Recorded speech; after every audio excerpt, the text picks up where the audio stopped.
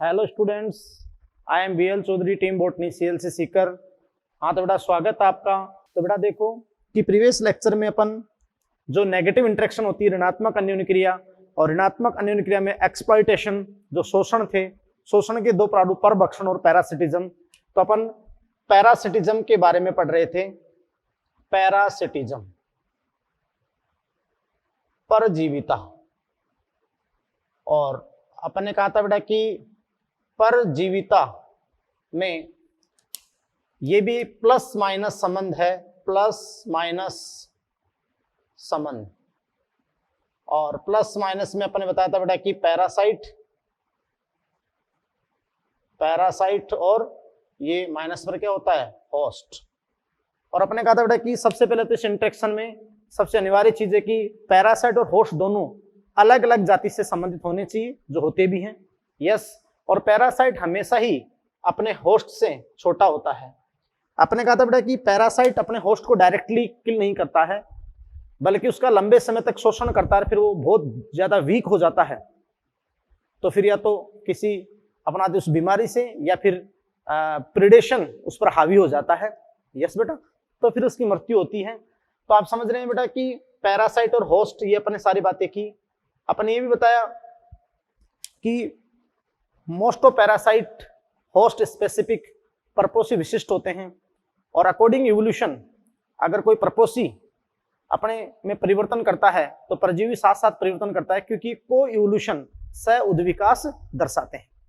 फिर अपन ने कहा बेटा कि दो टाइप के पैरासाइट होते हैं। एक्टोपैरासाइट जो शरीर की बाह्य सतह पर रहते हैं, एंडोपैरासाइट जो आंतरिक अंगों में रहते हैं।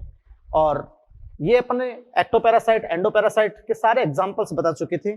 अब बेटा देखो, जो एंडोपैरासाइट है उनका लाइफ साइकिल बहुत ही कॉम्प्लेक्स होता है, जटिल जीवन चक्र होता है, और वो कई सारे एडेप्टेशन शो करते हैं ताकि वो होस्ट में लंबे समय तक सर्वाइव कर सके और ये इंटरेक्शन लंबे समय तक चल सके और होस्ट को वो कम कम हानि पहुंचाएं। तो बेटा आप जानते हैं कि अब देखो कि जो एंडोपैरासाइट है,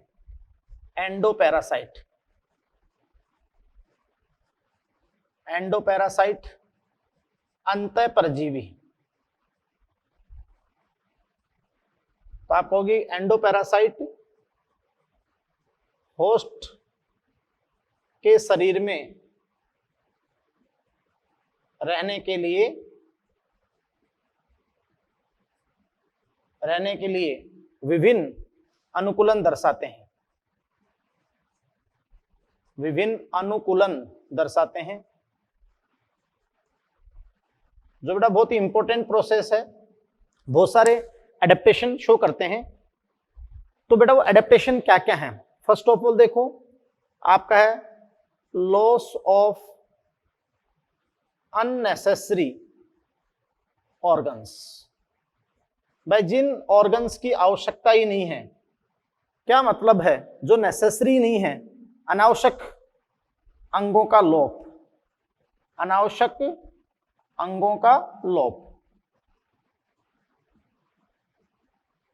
यस, तो लॉस ऑफ अननेसेसरी ऑर्गन यानी बेटा अनावश्यक अंगों का लोप। भाई क्या जरूरत है, होस्ट की बॉडी में चुपचाप पड़े रहेंगे। यस, उसके बाद देखो बेटा सेकंड अपन बात करते हैं loss of sensory organs. Sensory organs का भी लोप होगा, यानी संवेदी अंगों का लोप।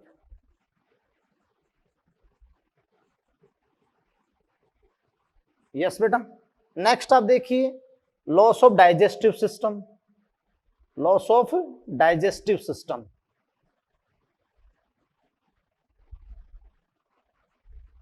पाचन तंत्र का लोप, क्योंकि बेटा देखो इनको पाचन तंत्र की कोई आवश्यकता नहीं है, क्योंकि आपको पता है अगर आपने जूलॉजी के अंदर पैरासाइट एंडोपैरासाइट पढ़ा है तो आप जानते हैं कि ये होस्ट की बॉडी से पचित भोजन को ही अपनी पूरी बॉडी सरफेस से एब्जॉर्ब कर लेते हैं, अवशोषित कर लेते हैं। इसलिए आप जानते हो कि लॉस ऑफ डाइजेस्टिव सिस्टम, पाचन तंत्र का लोप। यस, नेक्स्ट अपन पढ़ते हैं presence of adhesive organs. Adhesive organs यानी आसंजक अंगों की उपस्थिति, आसंजक अंगों की उपस्थिति। यानी होस्ट की बॉडी अंदर जो अंग हैं उनसे सतह से चिपकने के लिए कई सारे आसंजक अंगों की उपस्थिति, यानी प्रेजेंस ऑफ एडेसिव ऑर्गन्स, जैसे अपन कहते हैं हुक्स, अंकुश हुक्स, है ना, सकर चूसक अंग, हुक्स सकर्स की उपस्थिति, हुक्स सकर्स की उपस्थिति। जैसे आपने टीनिया सोलियम की बात की, टीनिया की बात की है, तो उसमें हुक्स भी होते हैं और सकर चूसक अंग भी होते हैं जिनकी सहायता से वो चिपके रहते हैं। यस बेटा, ये सारी बात आ गई। और फिर अपन कहेंगे कि आकार की और कार्य के रूप से अत्यंत सरल शरीर, आकार की और कार्य के रूप से, आकार की व कार्य के रूप से अत्यंत, यस बेटा, अत्यंत सरल शरीर।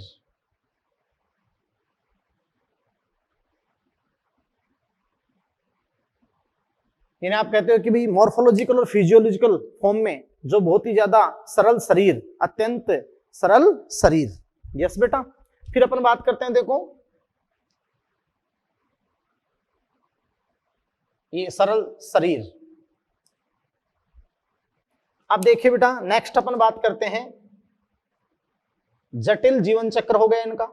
इसके अलावा मतलब इनका उच्च जनन विभव, उच्च जनन विभव, यानी बायोटिक पोटेंशियल बहुत ही हाई होता है बेटा। बायोटिक पोटेंशियल आर वैल्यू, यानी उच्च जनन दर होती है, तो ये अपनी संख्या बहुत तेजी से बढ़ाते हैं। तो आकार की और कार्य की रूप से, आकार की कार्य के रूप से अत्यंत सरल शरीर और उच्च जनन विभव, हाई बायोटिक पोटेंशियल। यस भाई। और फिर अपन कहते हैं कि जटिल जीवन चक्र, कॉम्प्लेक्स लाइफ साइकिल, जटिल जीवन चक्र, कॉम्प्लेक्स लाइफ साइकिल। तो बेटा देखो, बहुत सारे जो पैरासाइट होते हैं, मैं आपको बता दूं, तो वो अनेक परजीवी अपने प्राथमिक प्रकोष्ठ तक पहुंचने के लिए अनेक वाहकों पर निर्भर होते हैं। तो अपन कहेंगे कि अनेक परजीवी अपने प्राथमिक प्रपोषी, जिसमें वो रोग करते हैं, प्राथमिक प्रपोषी तक पहुंचने के लिए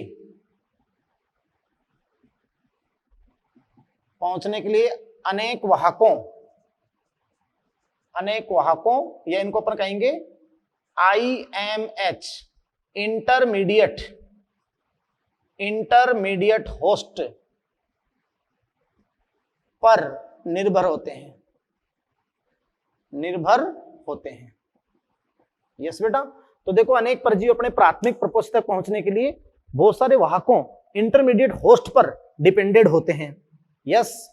और ये अपन बात, जैसे मैं आपको बताऊं कि जैसे ह्यूमन लीवर फ्लूक है, ह्यूमन लीवर फ्लूक, तो वो ट्रिमेटोडा का सदस्य है। तो आप जानते हैं कि ह्यूमन लीवर फ्लूक, मानव यकृत प्रणाबकर्मी लीवर फ्लूक, ये जानते हो बेटा कि जो क्लास आपकी होती है प्लेटीहेल्मिन्थीज, तो प्लेटीहेल्मिन्थीज जो क्लास होती है, तो उसका सदस्य है ये, उसकी क्लास का है ट्रिमेटोडा का सदस्य है। तो human liver fluke 2 intermediate host रखता है, 2 IMH इंटरमीडिएट होस्ट रखता है, स्नेल, घोंगा और फिश। फिर उसके थ्रू मानव में पहुंचता है। तो ह्यूमन लीवर फ्लूक जो ट्रिमेटोडा का सदस्य है, 2 मध्यवर्ती प्रपोषी स्नेल और फिश पर निर्भर होता है। स्नेल और फिश, घोंगे और मछली पे डिपेंड होता है। फिर आप जानते हैं मानव में आता है, क्लियर। इसलिए अपन कहते हैं कि अनेक परजीवी अपने प्राथमिक प्रपोषी तक पहुंचने के लिए अनेक वाहक इंटरमीडिएट होस्ट पर निर्भर होते हैं। यस बेटा। अब आप जानते हैं, तो ये सारे एडेप्टेशन हो गए एंडोपैरासाइट के द्वारा, ये एडेप्टेशन शो किए जाते हैं। यस। और इसी से वो होस्ट में लंबे समय तक सर्वाइव कर पाता है और थोड़ी हानि भी कम पहुंचाता है। तो ये जो रिलेशन है ये लॉन्ग टाइम तक चलता है। फिर ये लॉन्ग टाइम तक ये रिलेशन चलता है। बात को समझ रहे हैं? यस। अब बेटा देखिए कि ये अपने सारे एडेप्टेशन हो गए। उसके बाद अपन नेक्स्ट बात करते हैं इसके अंदर कि भाई पोषक को क्या हानि होती है, पोषक को परजीवी से हानि क्या होती है। तो पोषकों को हानि, यानी होस्ट को क्या क्या हानि होती है। तो मैं आपको बता दूं बेटा कि पहली बात तो उसकी सर्वाइविलिटी, उत्तरजीविता में कमी आती है, उत्तरजीविता में कमी।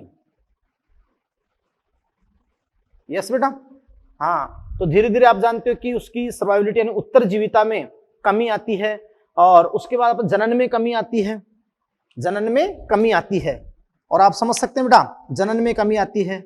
फिर धीरे धीरे देखो ये पैरासाइट होस्ट को डायरेक्टली किल तो करता नहीं है, लेकिन धीरे धीरे क्या करता है, कमजोर कर देता है।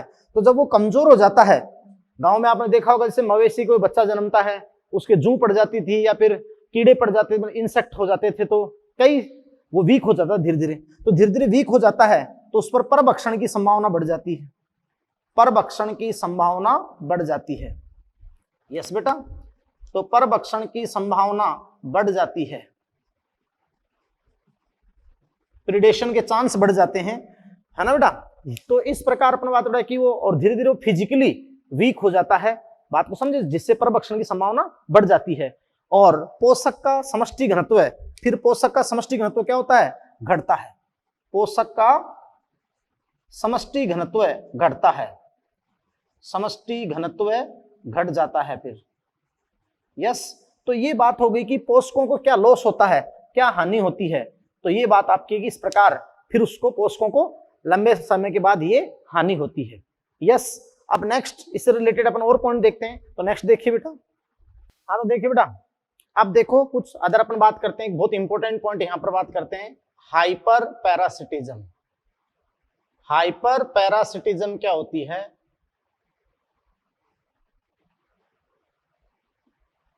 हाइपर पैरासिटिज्म, पर परजीविता।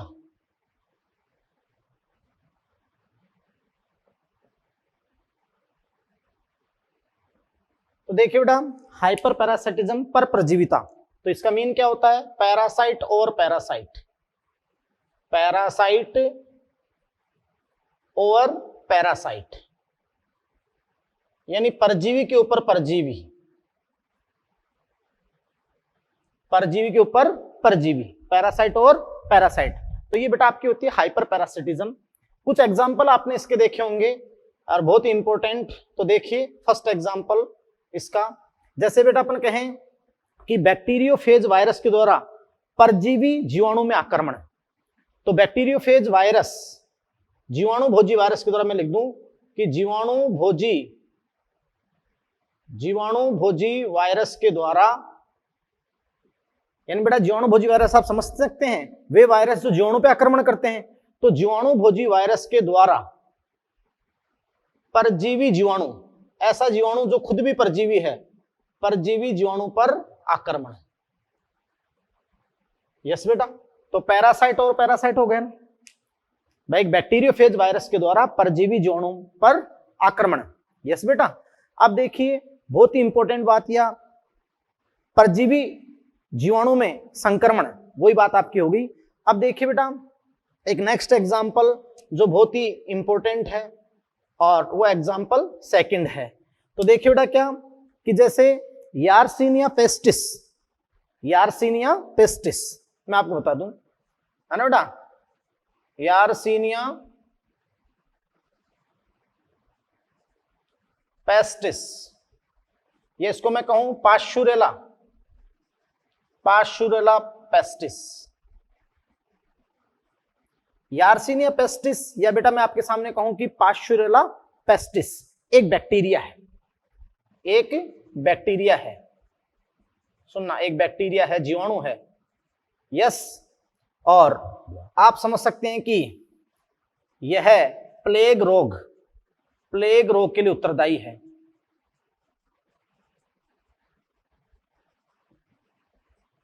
तो ध्यान से सुनना, यार्सिनिया पेस्टिस या पाश्चुरेला पेस्टिस एक बैक्टीरिया है जो किस रोग के लिए उत्तरदायी बेटा, प्लेग के लिए। लेकिन देखना एक कैसे एग्जांपल है पैरासाइट और पैरासाइट का, बहुत ही इंपॉर्टेंट, और आपको जूलॉजी के अंदर इसको बताया भी होगा, तो बहुत इंपॉर्टेंट, फिर मैं बहुत अच्छे से एक्सप्लेन कर रहा हूं मैं आपके सामने कि देखो बेटा ये जो बैक्टीरिया है, ये यार्सिनिया पेस्टिस या पाश्चुरेला पेस्टिस, तो यह बैक्टीरिया,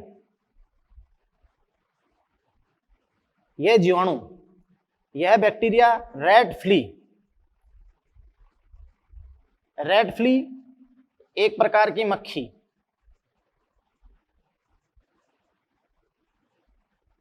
रेड फ्ली,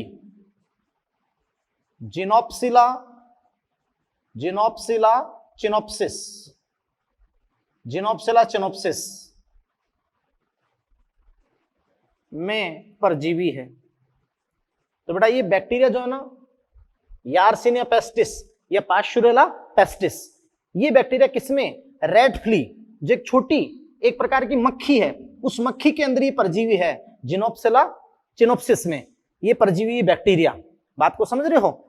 और आप जानते हैं कि जो रेड फ्ली है, रेड फ्ली, ये जो रेड फ्ली है, रेड फ्ली चूहे में बाह्य परजीवी के रूप में रहती है, बाह्य परजीवी, एक्टोपैरासाइट के रूप में रहती है। अब आप समझ रहे हैं कि फर्स्ट ऑफ ऑल प्लेग के लिए जो रेस्पॉन्सिबल बैक्टीरिया है वो कौन सा बैक्टीरिया है, पास्चुरेला पेस्टिस या यार्सिनिया पेस्टिस। ये एक बैक्टीरिया जीवाणु है जो प्लेग रोग के लिए उत्तरदायी है। और ये बैक्टीरिया रेड फ्ली जो एक मक्खी है, जिनोप्सिला चिनोप्सिस में परजीवी है, इस रेड फ्ली में पाया जाता है। और ये जो रेड फ्ली है, ये मक्खी है, ये चूहे पर बाह्य परजीवी के रूप में रहती है, चूहे पर एक्टोपैरासाइट के रूप में रहती है। जब तक चूहा जिंदा है तब तक ये उसको छोड़ेगी नहीं। जैसे चूहे मर जाते हैं तो ये एक्टोपैरासाइट उस चूहे के शरीर से मुक्त हो जाते हैं। तभी तो अपन कहते हैं कि चूहे प्लेग फैलाते हैं। तो चूहा प्लेग के लिए उत्तरदायी थोड़ा ही है, चूहा प्लेग फैलाता है क्योंकि चूहे पर एक एक्टोपैरासाइट है, रेड फ्ली, वो मक्खी। और जब चूहा मरता है तो मक्खी मुक्त होती है, तो उस मक्खी के अंदर बैक्टीरिया है, उस मक्खी के अंदर क्या है, बैक्टीरिया, और वो क्या है, यार्सिनिया पेस्टिस। इसलिए बताओ एक सुंदर एग्जांपल, हाइपर पैरासिटिज्म, पर परजीविता, पैरासाइट और पैरासाइट। यस बेटा। तो देखिए कि ये तो आपने सारे नेचर के अंदर बहुत ही इंपॉर्टेंट एग्जांपल आपने देखे पैरासिटिज्म के। जो ट्रू पैरासिटिज्म होती है, 7 प्रकार की परजीविता होती है। अब एक बहुत ही सुंदर या बहुत ही इंपॉर्टेंट बात मैं आपको बताता हूं, और बेटा देखो कि वो इंपॉर्टेंट बात क्या है, ब्रूड पैरासिटिज्म, ब्रूड पैरासिटिज्म। तो देखिए कि ब्रूड पैरासिटिज्म जो होती है ये अंड परजीविता होती है। पक्षियों में देखने को मिलती है। एनसीईआरटी में आपके लिख रखा है कि वर्षा ऋतु के दौरान अगर आप कोयल, कुक्कू बर्ड जो होता है, कोयल की एक्टिविटीज, गतिविधियों का आप पीछा करें तो आपको ये एक्टिविटी देखने को मिलेगी, ब्रूड पैरासिटिज्म। यस बेटा। लेकिन ध्यान से सुनना कि जो ब्रूड पैरासिटिज्म है, अंड परजीविता है, ये 7 प्रकार की परजीविता नहीं है भाई। लेकिन फिर बात ये उठती है कि भाई इसको पैरासिटिज्म में क्यों इंक्लूड किया गया, क्यों सम्मिलित किया गया। तो देखो मैं आपको बताता हूं कि ब्रूड पैरासिटिज्म, अगर आप वर्षा ऋतु के अंदर कोयल की गतिविधियों का पीछा करें तो आपको देखने को मिलेगी कि जो कुक्कू बर्ड होता है, कुक्कू बर्ड होता है बेटा कोयल, तो कोयल यहां पैरासाइट की तरह होता है, और क्रो जो कोआ होता है वो होस्ट होता है, होस्ट की तरह होता है। तो कोए को हानि होती है और कुक्कू बर्ड को क्या होता है, लाभ होता है। बात को समझे। अब देखिए बेटा कि कुक्कू बर्ड, कोयल या क्रो, तो ये जो अंड परजीविता होती है, ब्रूड पैरासिटिज्म होती है, मैं आपको बता दूं बेटा बहुत ही इंपॉर्टेंट कि ये एक प्रकार की परजीविता है जिसके अंतर्गत जो परजीवी पक्षी यानी कोयल अपने अंडों को परपोषी पक्षी यानी कौवे के घोंसले में रख देती है। यानी ये जो परजीवी पक्षी होते हैं वो घोंसले नहीं बनाते हैं, और ये परजीवी पक्षी अपने अंडों को परपोषी पक्षी कौवे के घोंसलों में रख देते हैं, और कौवा उनकी पेरेंटल केयर करता है, उनको सहने की मतलब हेचिंग की और पेरेंटल केयर का पूरा काम कौवा करता है। जबकि फिर बच्चे उत्पन्न किसके होते हैं, कोयल के। बात को समझ रहे हैं। तो पहली बात तो देखो कि इसको आपका जो मैं क्वेश्चन बता रहा था कि भाई ये 7 प्रकार की पैरासिटिज्म तो नहीं है, लेकिन एक प्रकार की पैरासिटिज्म है, और उसको क्यों इंक्लूड किया गया पैरासिटिज्म में। बात को समझे भाई। यहां ऐसा नहीं कि कोई सूक्ष्म पैरासाइट है जो रोग फैला रहा है, लेकिन इसको फिर क्यों इंक्लूड किया गया। तो देखो मैं आपको बता दूं, फर्स्ट ऑफ ऑल यहां इसको पैरासिटिज्म में क्यों इंक्लूड किया गया, बात को आप समझ रहे हो। देखो कि अकॉर्डिंग इवोल्यूशन, जैव विकास के दौरान कोयल ने अपने अंडों का आकार, रंग, प्रतिरूप एकदम कोए के समान कर लिया। तो जैव विकास के दौरान कोयल ने अपने अंडों का आकार, रंग, प्रतिरूप कौवे के समान कर लिया। अगर थोड़ा भी भिन्न होता तो कौवा पहचान जाता। तो बिल्कुल अगर थोड़ा परिवर्तन होता तो दोनों ही अपने चीजों में परिवर्तन करते हैं। तो कोयल ने अपने अंडों का आकार, रंग, प्रतिरूप एकदम कौवे के समान कर लिया। तो कौवा ने उसको अपने अंडे समझ के उनको सहने की, उनकी हैचिंग की प्रोसेस की। इसमें कौवे की एनर्जी खर्च हुई, तो कौवे का शोषण हो रहा है। और यहां ऐसा कुछ प्रदर्शित किया जा रहा है कि ये संबंध लंबे समय तक बना रहे। तो कौवे का शोषण भी हो रहा है और संबंध लंबे समय तक बना रहे, तो यहाँ को-इवोल्यूशन है, सह-उद्विकास। इसलिए आप जानते हो जब सह-उद्विकास हो और शोषण हो तो परजीविता के अलावा अपन कहीं नहीं रख सकते इस एग्जाम्पल को। कहां रखना पड़ेगा? परजीविता में। यस बेटा। तो अपन यहां लिखते हैं कि कोयल के अंडों का आकार, रंग, प्रतिरूप एकदम एग्जैक्टली एकदम कौवे के समान होता है। यस बेटा। अब जो कौवा है, तो जो पेरेंटल केयर होती है या हैचिंग होती है, वो सारा आप जानते हैं कि हैचिंग ऑफ एग या parental care, hatching of egg या सहने, ऊपर बैठ के ऊर्जा देते हैं ना, सहने की प्रक्रिया, हैचिंग ऑफ एग और पेरेंटल केयर बाई क्रो। तो आप समझें कि पेरेंटल केयर लिख देते हैं यहां पर, तो पेरेंटल केयर, पैतृक, ये सब किसके द्वारा की जाती है? By crow. तो फिर क्रो का यहां पर क्या हो रहा है? शोषण हो रहा है। बात को समझे? तो ये आपकी होगी बेटा ब्रूड पैरासिटिज्म, अंड परजीविता। यस। अब कुछ नेक्स्ट यहां पर एक आधी लाइन की बात करते हैं। तो बेटा देखो नेक्स्ट लाइन आपकी क्या है?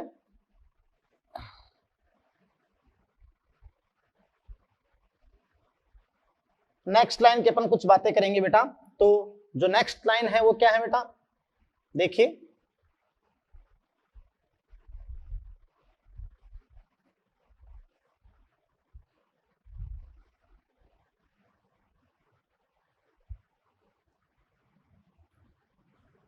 अब देखिए बेटा, जैसे अपन जो कंप्लीटली अपने होस्ट पे डिपेंड होता है, तो कुछ बातें अपन ऐसे लिखते हैं, जैसे अपन कहेंगे होलो पैरासाइट। तो होलो पैरासाइट होते हैं जैसे पूर्ण परजीवी होलो पैरासाइट। तो इसके जो एग्जाम्पल्स होते हैं बेटा, जैसे अपन बात करें कि भाई रेफ्लेसिया,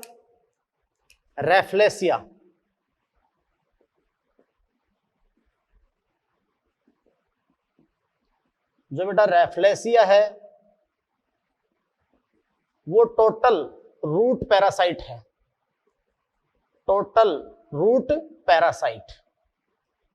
पूर्ण जड़ परजीवी है रेफ्लेसिया, टोटल रूट पैरासाइट। ऐसे जैसे आपको जाना माना एग्जाम्पल जो बहुत इंपॉर्टेंट है यहाँ पे, और वो आपका बेटा है कस्कुटा यानी अंबरबेल।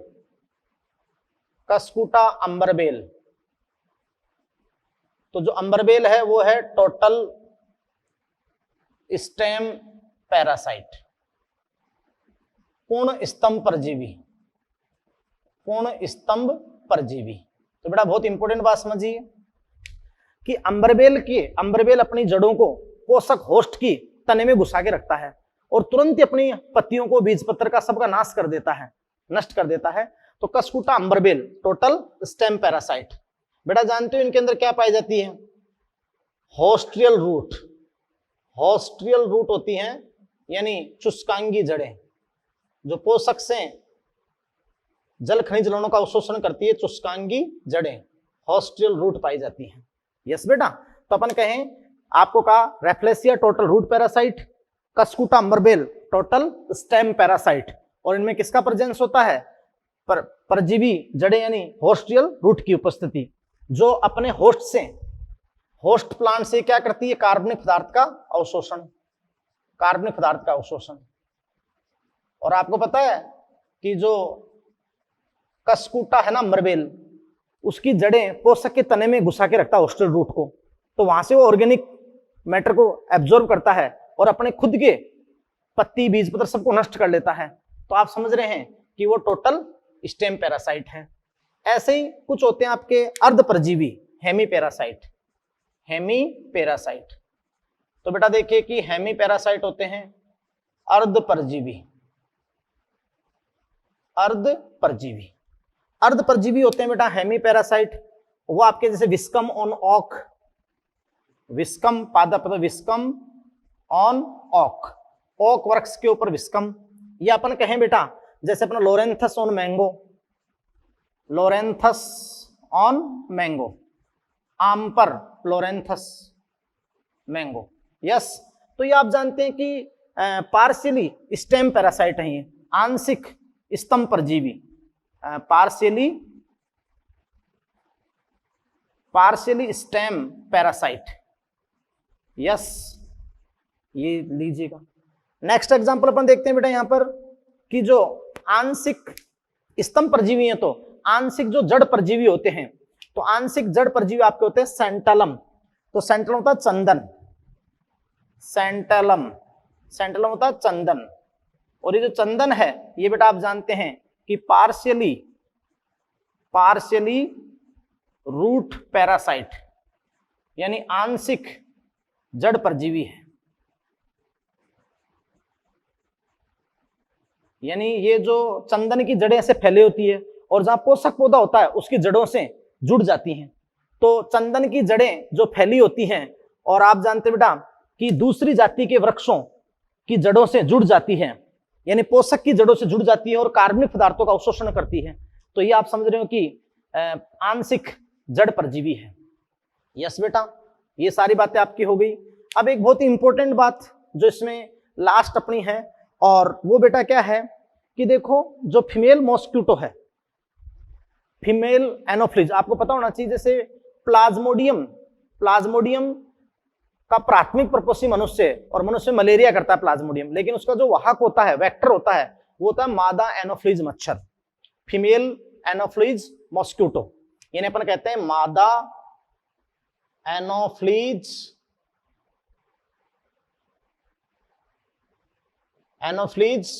मच्छर। यस बेटा, तो अपन कहते हैं कि जो फीमेल मॉस्क्यूटो होता है, यस, तो मादा एनोफ्लिज मच्छर। यस, अब बेटा देखो बहुत इंपॉर्टेंट कि मादा एनोफ्लिज मच्छर को मनुष्य के ऊपर परजीवी नहीं माना जाता है। मादा एनोफ्लिज मच्छर को मनुष्य के ऊपर परजीवी नहीं माना जाता है। क्योंकि अब इसको परजीवी क्यों नहीं माना जाता है, ये बहुत इंपॉर्टेंट एनसीईआरटी लाइन है कि भाई इसे मनुष्य पर परजीवी नहीं माना जाता है। अब आपको पता होना चाहिए बेटा कि इसको ह्यूमन पे पैरासाइट क्यों नहीं माना जाता है, कि देखिए एक तो एक बहुत ही अल्प समय के लिए अपनी बॉडी पे रहता है और अपनी बॉडी से जो थोड़ा बहुत ब्लड ये लेता है, अपने सकिंग ऑर्गन, चूसक अंगों के द्वारा थोड़ा बहुत ब्लड सक करता है, उसको जनन के समय इसको अपने बॉडी के टेम्परेचर को मेंटेन करने के लिए आवश्यकता होती है। बात को समझे, इसलिए आप जानते हैं कि इसे मनुष्य पर परजीवी नहीं माना जाता है।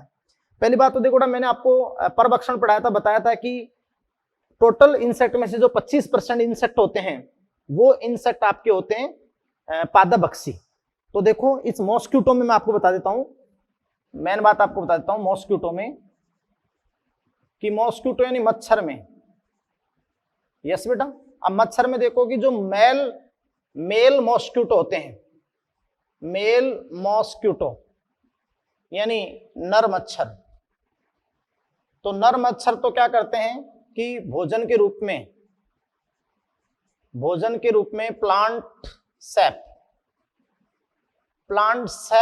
होता है बेटा रस, तो ये पादप रस चूसते हैं, पादप रस चूसते हैं, इसका मतलब ये पादपक्षी हैं। आपको मैंने बताया था फाइटोफेगस इंसेक्ट, यस क्लियर। तो इसके बाद आप कहते हो कि भी जो फीमेल मॉस्क्यूटो है या फीमेल एनोफ्लीज मच्छर है, तो फीमेल मॉस्क्यूटो जो मादा मच्छर है, मादा मच्छर, आपको अपन बहुत इंपॉर्टेंट बात यहां पर बताते बेटा कि जो मादा मच्छर है वो भी सामान्यतः पादप रस का ही भोजन करते हैं। यस बेटा, तो आप जानते हैं कि ये भी सामान्यतः पादप रस का ही भोजन करते हैं, यानी भोजन के रूप में ये भी पादप रस को चूसते हैं। यस, है ना। आप जानते हो कि केवल जनन के समय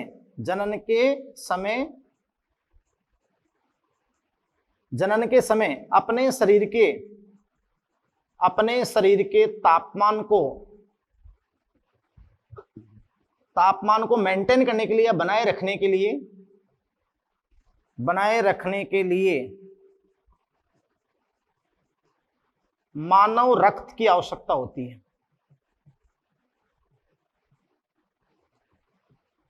ना बेटा। तो आपको कहूं मैं कि भी केवल जनन के समय अपने शरीर के तापमान को बनाए रखने के लिए मानव रक्त की आवश्यकता होती है बेटा। और ध्यान से सुनना, सीधी सी बात कि मानव शरीर पर ये अल्प समय, फ्यू सेकंड, मानव शरीर पर अल्प समय के लिए रहते हैं, अल्प समय। यस, अल्प समय के लिए रहते हैं, तो बहुत ही अल्प समय के लिए रहते हैं।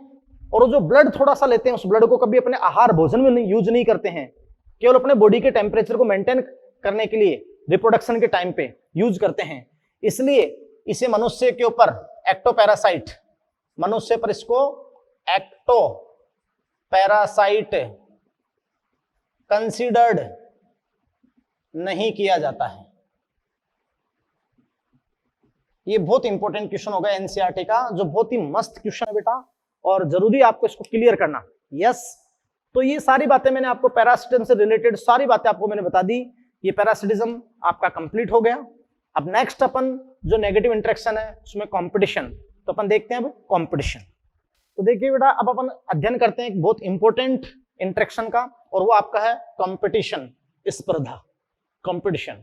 और यहां अपन ने दिया है माइनस, मतलब अन्योन्य क्रिया करने वाली दोनों ही जातियों को एक दूसरे से हानि होती है या एक दूसरे के लिए नेगेटिव होता है। अब प्रश्न उठता है कि भाई कैसे नेगेटिव होता है, क्योंकि अन्योन्य क्रिया करने वाली दोनों ही जातियों में से मतलब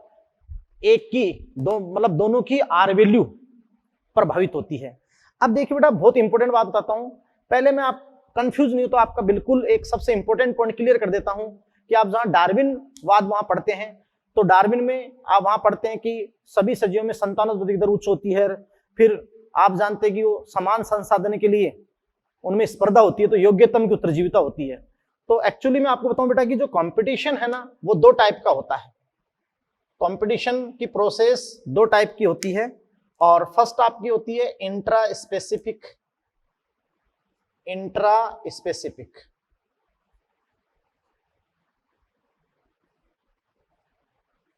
अंतर्जातीय, इंट्रा स्पेसिफिक। और बेटा दूसरी आपका जो होता है वो होता है इंटर स्पेसिफिक,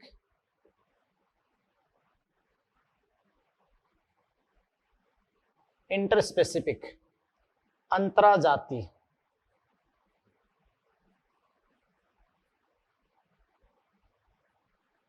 यस बेटा, तो एक आपका होता है इंट्रा स्पेसिफिक कॉम्पिटिशन, एक होता है इंटर स्पेसिफिक कॉम्पिटिशन।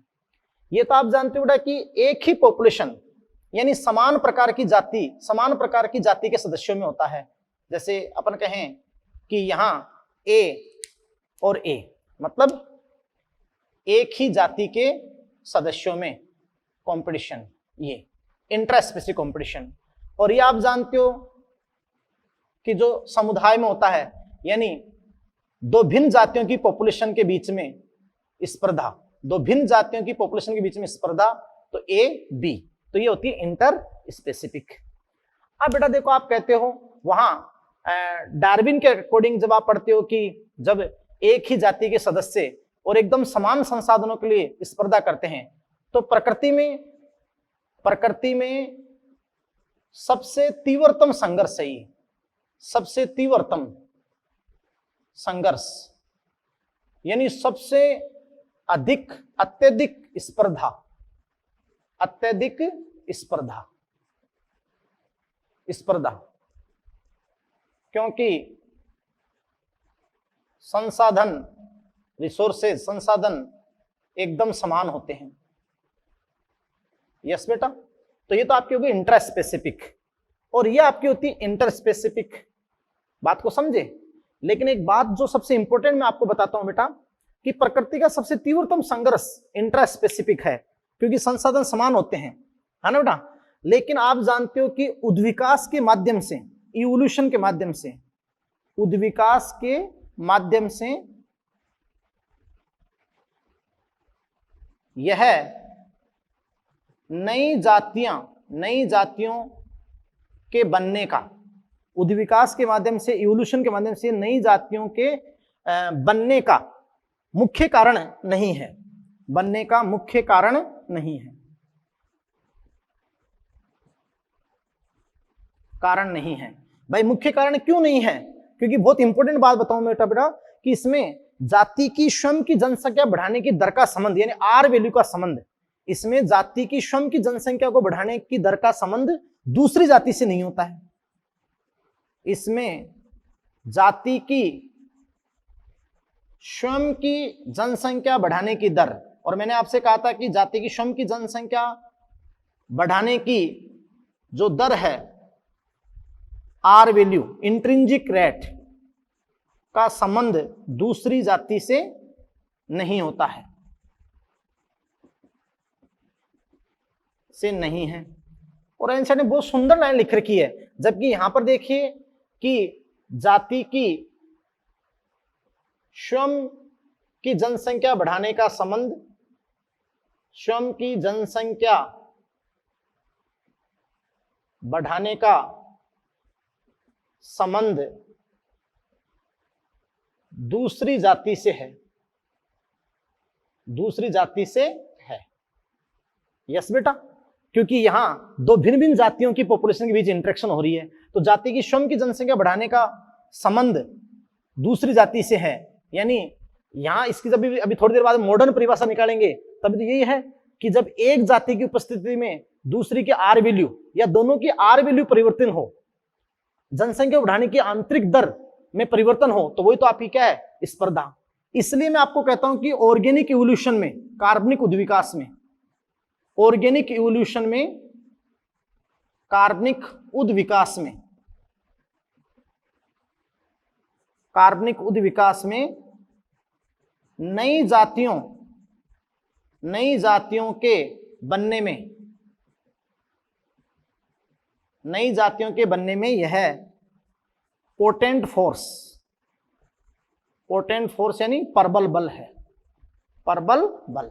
अब देखिए बेटा, अपन तो पॉपुलेशन इंटरेक्शन पढ़ रहे थे इंटर स्पेसिफिक, और एक समुदाय में भिन्न भिन्न जाति की पॉपुलेशन में इंटरेक्शन पढ़ रहे थे। तो यहां जो पॉपुलेशन इंटरेक्शन होगी, यानी यहां किस टाइप की कंपटीशन का आप स्टडी करेंगे बताओ? इंटर स्पेसिफिक कंपटीशन का अपन अध्ययन करेंगे, अंतरजातीय स्पर्धा का अपन अध्ययन करेंगे। यस बेटा, जबकि ये आप वहां जूलॉजी में जब इवोल्यूशन पढ़ते हो तो ये कंपटीशन पढ़ते हो आप इंट्रा स्पेसिफिक। यस बेटा, लेकिन यहां अपन इकोलॉजी में, कम्युनिटी इंटरेक्शन में इंटर स्पेसिफिक कंपटीशन की बात हो रही है।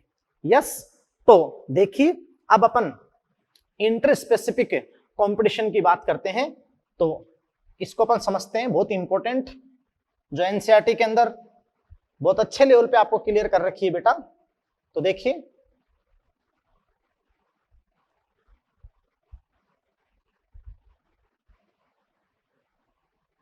फर्स्ट ऑफ ऑल अपना यहां कहें बेटा inter specific competition, inter specific competition. Yes बेटा, अब देखिए बहुत ही इंपॉर्टेंट बात कि इंटर स्पेसिफिक कंपटीशन के लिए जो पारंपरिक परिभाषा है, जो प्राचीन काल से चली आ रही है, ट्रेडिशनल है, तो एक पारंपरिक परिभाषा के अनुसार अपन एक बहुत इंपॉर्टेंट बात कहते हैं, लेकिन देखो फिर वहां एक शब्द आएगा, फिर उसके अपन बात करेंगे अपवाद की। तो आप जानते बेटा कि एक पारंपरिक परिभाषा के अनुसार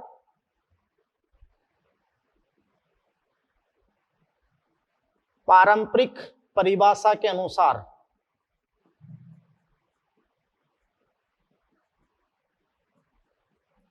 स्पर्धा, कंपटीशन, है ना बेटा। तो एक पारंपरिक, ट्रेडिशनल, प्राचीन काल से जो चली आ रही है, एक पारंपरिक परिभाषा के अनुसार स्पर्धा, कंपटीशन, कंपटीशन सदैव, कंपटीशन सदैव, ये वर्ड आ गया सदैव, ऑलवेज, सदैव दो निकट संबंधी जातियों, क्योंकि इंटरेस्ट में से दो जातियां आएंगी ना, तो दो निकट संबंधी जातियों में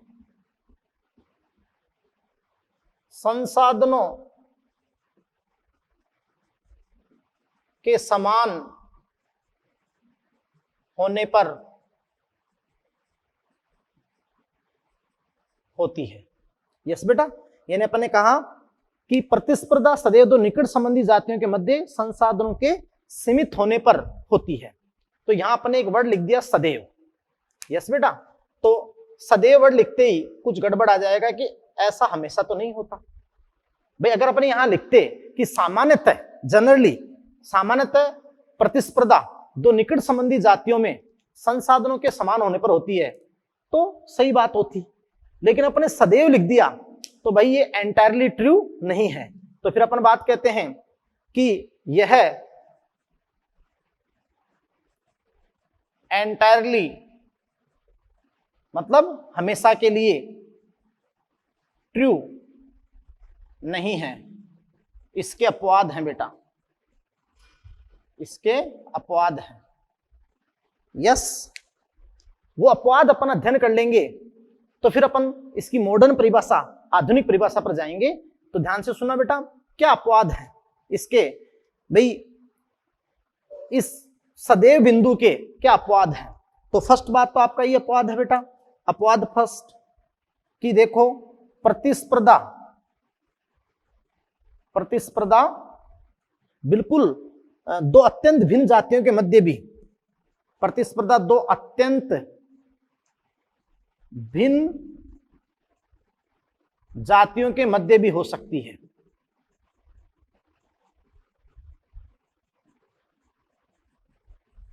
यानी प्रकृति में कुछ ऐसे एग्जाम्पल मिले जहां प्रतिस्पर्धा दो अत्यंत भिन्न जातियों के मध्य भी हो रही थी। बात को समझे?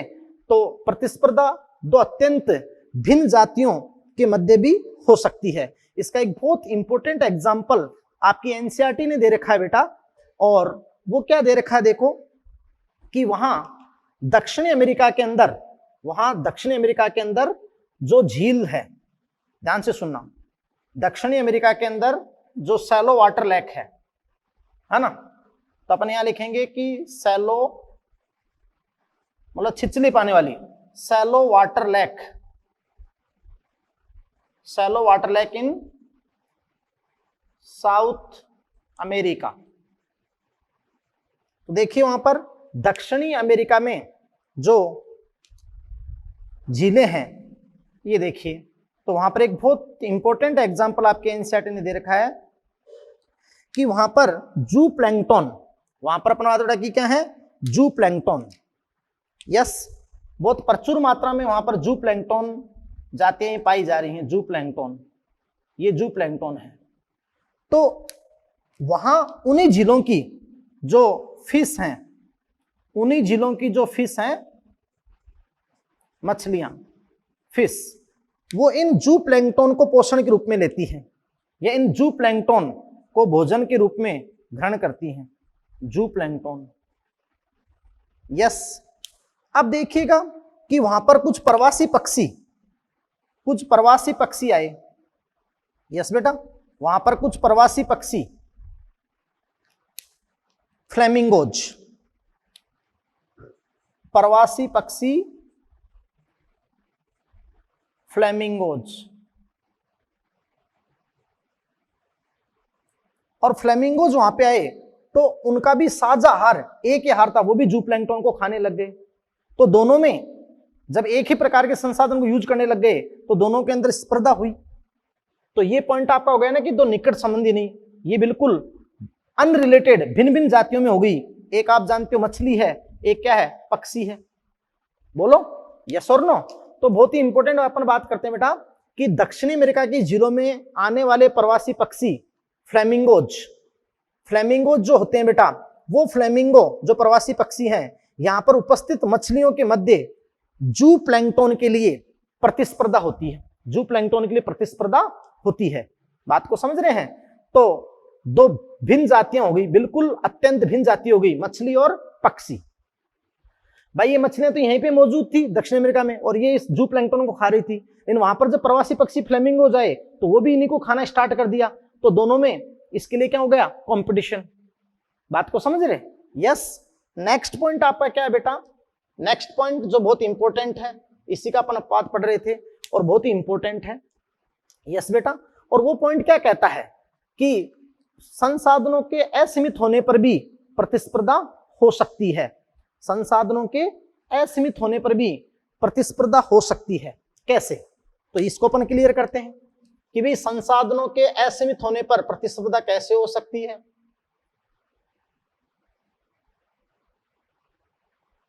संसाधनों के असीमित होने पर भी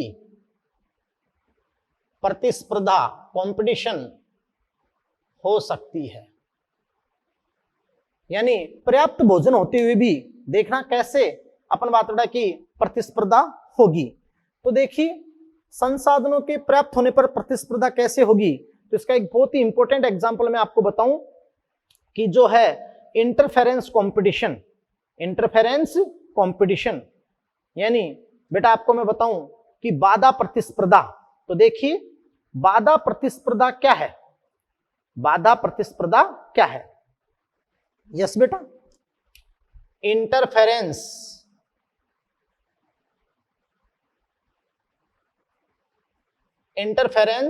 कंपटीशन, बाधा प्रतिस्पर्धा। तो देखो नेचर में ऐसे आपने बेटा कई एग्जांपल्स देखे होंगे या सुने होंगे जो इजी आपके समझ में आएंगे, है ना बेटा, कि मतलब संसाधनों के असीमित होने के बावजूद भी या पर्याप्त भोजन होने के बावजूद भी एक जीव की उपस्थिति में, एक जाति की उपस्थिति में अन्य जाति की जीवन क्षमता में क्या आती है? कमी आती है। तो कैसे आती है बेटा? कि आप जानते हैं कि देखो जब किसी एक जाति जो सुपीरियर है, तो बेटा आप कहते हो कि सुपीरियर स्पीसीज के द्वारा, सुपीरियर स्पीसीज जो बलवान जाति है ना, तो सुपीरियर स्पीसीज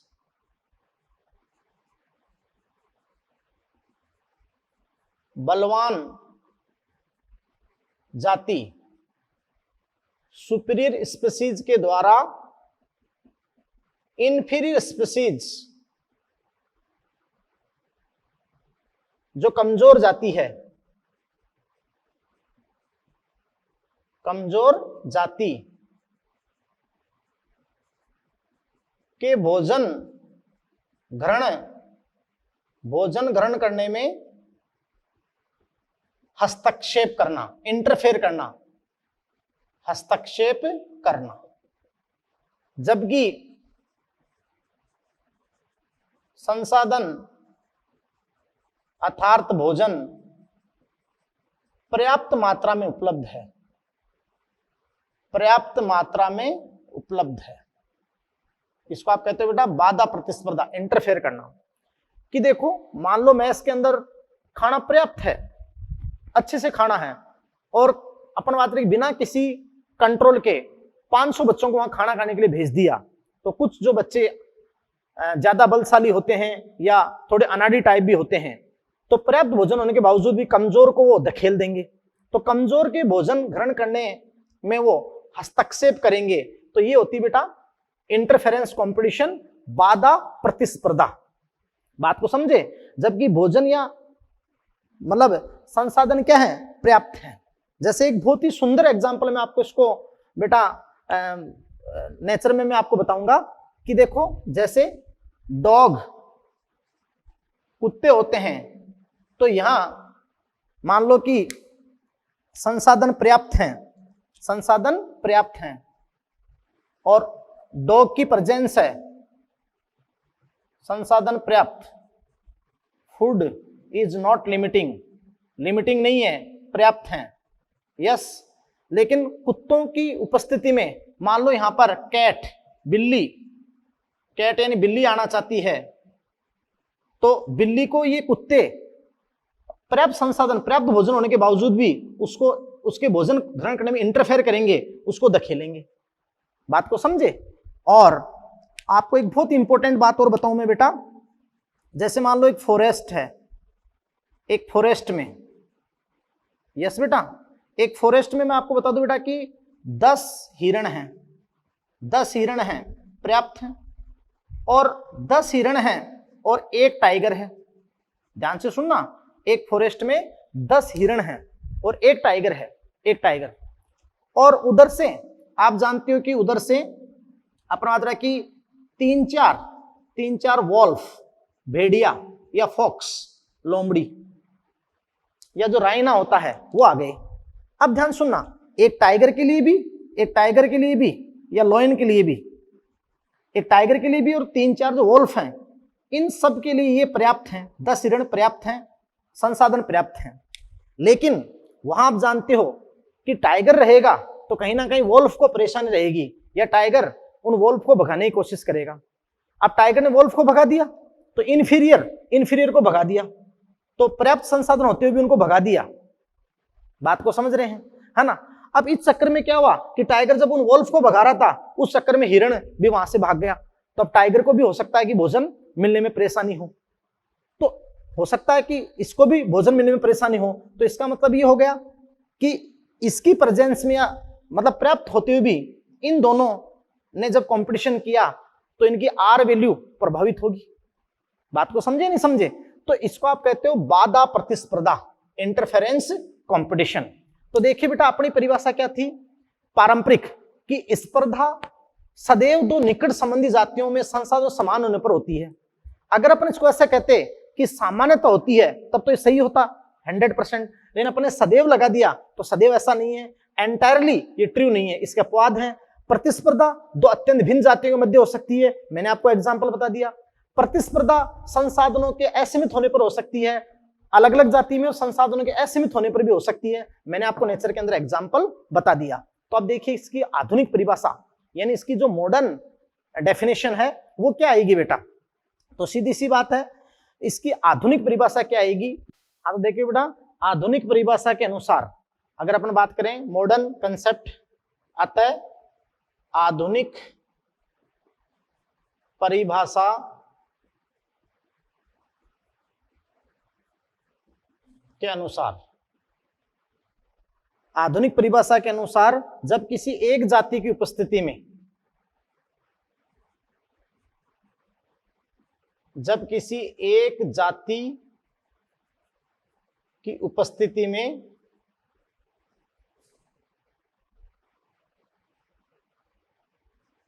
अन्य जाति की फिटनेस, जो बताया था ना बेटा रिप्रोडक्टिव फिटनेस, अन्य जाति की फिटनेस या आर वैल्यू, आर वैल्यू का मतलब बताया था कि स्वयं की जनसंख्या को बढ़ाने की आंतरिक दर, जैविक विभव, अन्य जाति की फिटनेस या आर वैल्यू में कमी आती है,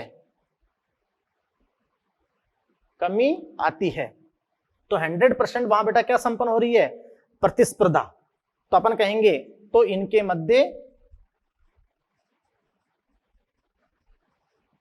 इनके मध्य प्रतिस्पर्धा संपन्न हो रही है। यस बेटा, अपन सीधी सी बात कहें तो इनके मध्य प्रतिस्पर्धा संपन्न हो रही है। यानी यहां बेटा जो दो कॉम्पिटिटिव, दो स्पर्धी जातियां हैं, तो उन स्पर्धी जातियों में स्पर्धा के दौरान अगर आर वैल्यू पे प्रभाव आता है, स्वयं की जनसंख्या को बढ़ाने की आंतरिक दर कम होती है किसी की, तो 100% है कि वहां क्या हो रहा है बेटा? कंपटीशन। यस, हाँ, सामान्यतः ये संसाधनों के सीमित होने पर और निकट संबंधी में होगी, लेकिन ये हमेशा नहीं है। कभी कभी ये बिल्कुल दूर संबंधित, बिल्कुल दो असमान जातियों में भी हो सकती है, और कभी कभी प्रकृति में संसाधनों के असीमित या पर्याप्त होने के बावजूद भी दो जातियों के बीच ये हो सकती है। जिसके सारे एग्जांपल्स आपको अपन ने क्लियर कर दिए। अब देखिए बेटा, वहां एक बहुत ही इंपॉर्टेंट जो आपके एक सिद्धांत दे रखा है, वहां अपन बात रहा कि एक साइंटिस्ट है गोसे, तो Gause's competitive exclusion principle, exclusion principle. ये बेटा नीट 2017 में इसमें साइंटिस्ट का नाम भी पूछा गया कि स्पर्धी अपवर्जन सिद्धांत किसने दिया, तो गोसे ने। तो गोसेज कॉम्पिटिटिव एक्सक्लूजन प्रिंसिपल, यानी अपन कहें कि गोसे का प्रतिस्पर्धी निष्कासन सिद्धांत या स्पर्धी अपवर्जन सिद्धांत जो जीएफ गोसे ने दिया। यस बेटा, ये सिद्धांत क्या कहता है? हालांकि ये हमेशा के लिए सत्य हो ये जरूरी नहीं, इसके भी अपन आगे कई सारे उपाय आगे अपन ढूंढेंगे, लेकिन ये सिद्धांत जो जनरली होता है तो ये क्या कहता है? यस बेटा, इसके अनुसार अपन कहें बेटा, इसके अनुसार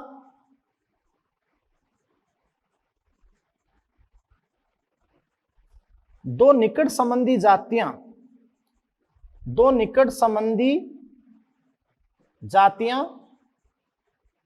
जब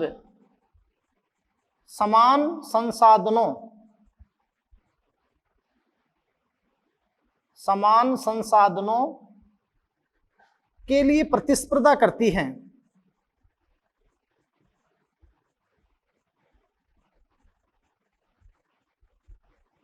यस बेटा, इसके अनुसार दो निकट संबंधी जातियां, क्लोजली रिलेटेड निकट संबंधी जातियां जब समान संसाधनों के लिए प्रतिस्पर्धा करती है, सीमित संसाधनों के लिए प्रतिस्पर्धा करती है, तो उनमें से कमजोर जाति इंफीरियर स्पीसीज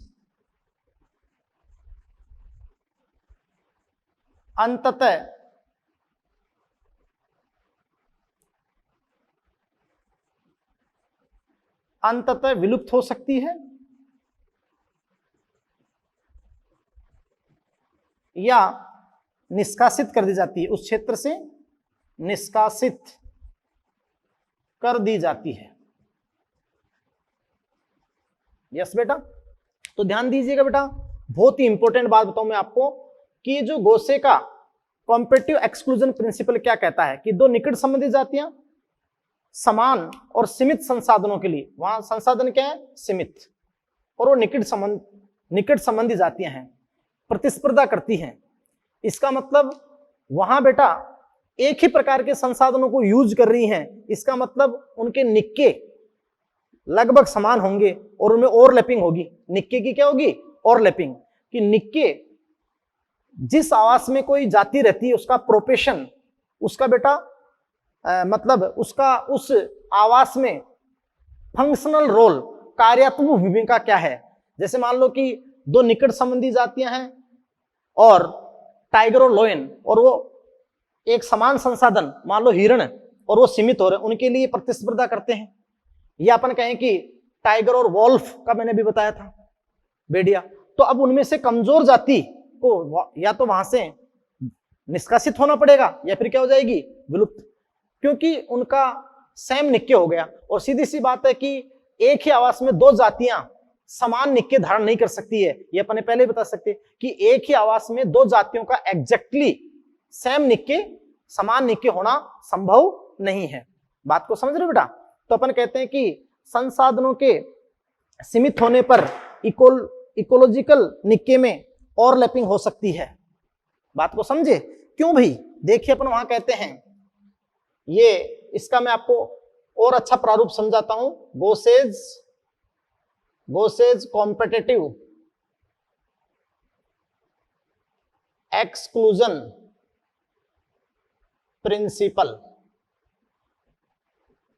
यस बेटा, तो देखें कि जब रिसोर्सेज लिमिटेड हो, रिसोर्सेज क्या हो बेटा? लिमिटेड, लिमिटेड यानी सीमित संसाधन। अब सीमित संसाधन है समझना, और दो निकट संबंधी जातियां हैं। यस, तो रिसोर्सेज लिमिटेड हो तो नो, कभी भी नो टू स्पीसीज कैन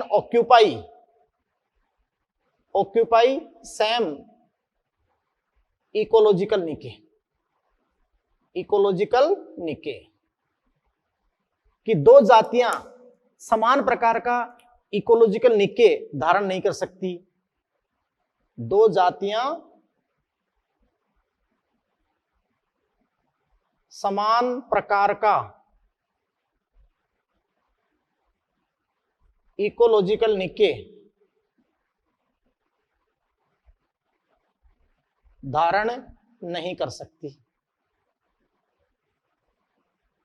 या हो सकता है कि सीमित संसाधन हो तो निके ओवरलैपिंग हो जाए, निके ओवरलैपिंग, भाई जातियों का निके अतिव्यापन ओवरलैप करने लग जाए, जो संभव नहीं ज्यादा समय तक, निके ओवरलैपिंग हो सकती है, लेकिन वो ज्यादा टाइम तक समान प्रकार का इकोलॉजिकल निके धारण नहीं कर सकती। क्यों नहीं कर सकती? क्योंकि उन दोनों जातियों में से जो स्पर्धा कर रही हैं उनमें से एक सुपीरियर होगी, कोई ना कोई तो सुपीरियर होगी, बलशाली होगी। तो इन presence of superior species, in presence of superior species, यानी बेटा जो बलशाली या उत्तम जाति है, बात को समझे, तो अपन यहां कहेंगे कि बलशाली एवं उत्तम जाति की उपस्थिति में,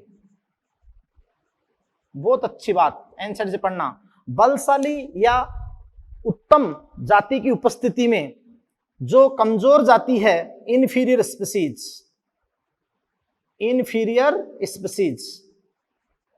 बेटा जो कमजोर जाति है वो अंत समय तक वहां साथ साथ नहीं रह सकती। वो या तो क्या हो जाएगी बेटा, बिकम एक्सटिंक्ट, मतलब या तो विलुप्त हो जाएगी, या वहां से रिमूव, मतलब निष्कासित कर दी जाएगी। यस बेटा, बात को समझ रहे हैं कि रिसोर्सेज के लिमिटेड होने से no two species can occupy the same ecological niche, और अपन कहते हैं in presence of competitive superior species, बलशाली उत्तम जाति की उपस्थिति में इंफीरियर स्पीसीज, कमजोर जाति, या तो विलुप्त हो जाएगी या निष्कासित कर दी जाएगी। क्योंकि संसाधन सीमित होने से जब निकट संबंधी जातियां होगी तो निके की ओवरलैपिंग हो सकती है, और दो जातियां समान प्रकार का निके धारण नहीं कर सकेंगी। बोलो बेटा, मस्त, गजब, बोलो यस। तो ये बात होती है। इसके नेचर में कई एग्जाम्पल है। हाँ, ये गोसे का कॉम्पिटिटिव एक्सक्लूजन प्रिंसिपल हमेशा सत्य हो ये जरूरी नहीं है। बात को समझे बेटा। तो देखिए इसके प्रकृति में कई सारे एग्जाम्पल जो गोसे के प्रिंसिपल को सपोर्ट करते हैं, इसके कई सारे एग्जाम्पल मैं आपको बताता हूं नेचर के अंदर। तो देखिए बेटा वो एग्जाम्पल कौन से हैं।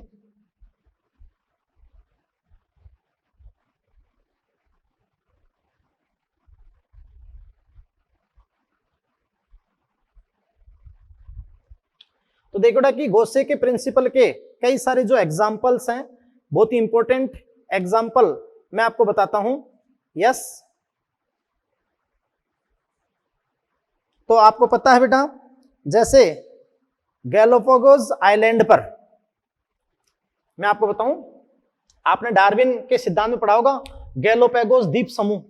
यस बेटा, तो देखो मैं आपको बताता हूं कि गैलोपागोस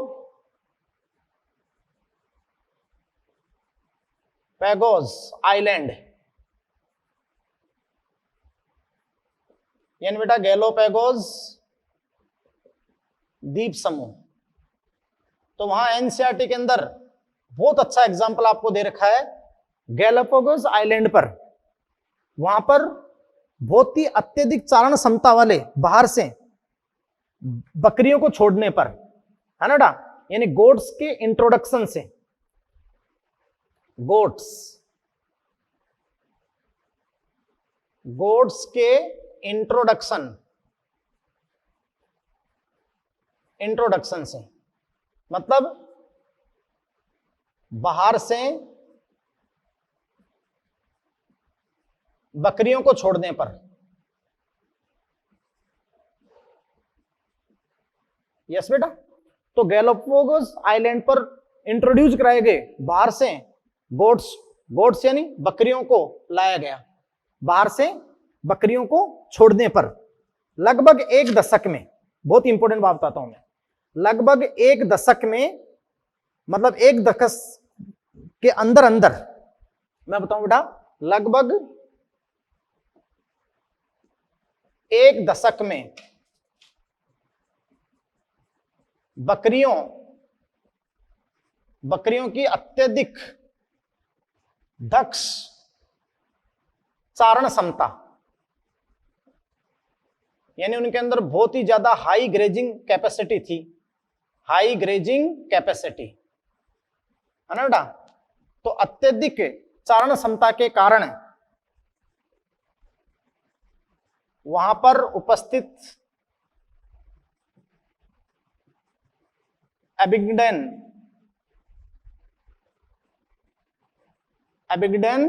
कछुए, एबिगडेन टोर्टोइज विलुप्त हो गए। तो बहुत ही इंपॉर्टेंट एग्जांपल दे रखा है कि गैलापागोस आइलैंड पर जब बाहर से गोट्स को इंट्रोड्यूस कराया गया, बाहर से बकरियों को लाया गया, तो उन बकरियों की बहुत ज्यादा चारण क्षमता थी, हाई ग्रेजिंग कैपेसिटी थी। तो वहां पर पहले से उपस्थित जो एबिगडेन कछुए थे, तो लगभग 1 दशक में बहुत सारे एबिगडेन कछुए क्या हो गए, विलुप्त हो गए। बहुत सारे एबिगडेन कछुए क्या हो गए बेटा, विलुप्त हो गए। अब देखिए मैं नेक्स्ट आपको एक बहुत इंपॉर्टेंट पॉइंट समझाता हूं, और वो आपका है कॉम्पिटिटिव रिलीज। कॉम्पिटिटिव रिलीज, स्पर्धी मोचन, कॉम्पिटिटिव रिलीज।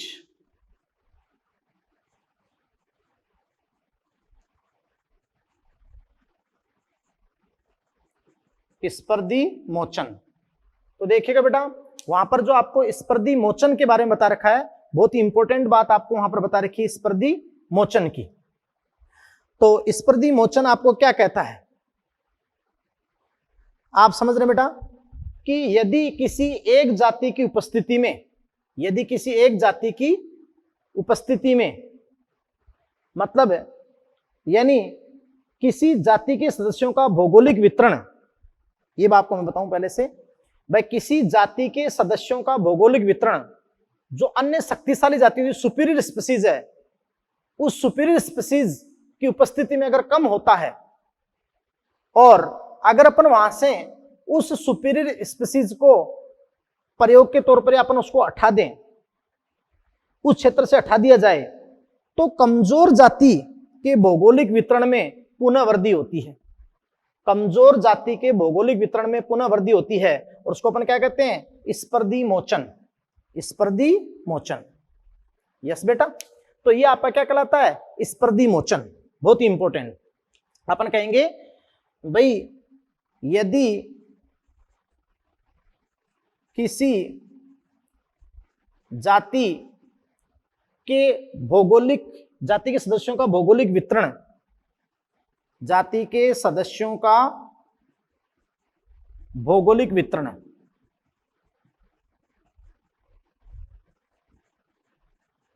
अन्य शक्तिशाली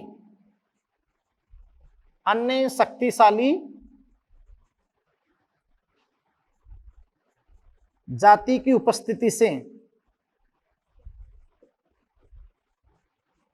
ना बेटा भाई, किसी एक जाति के सदस्यों का भौगोलिक वितरण अन्य शक्तिशाली जाति के कारण या उपस्थिति से अत्यंत सीमित हो जाता है, सीमित हो जाता है। और यदि हम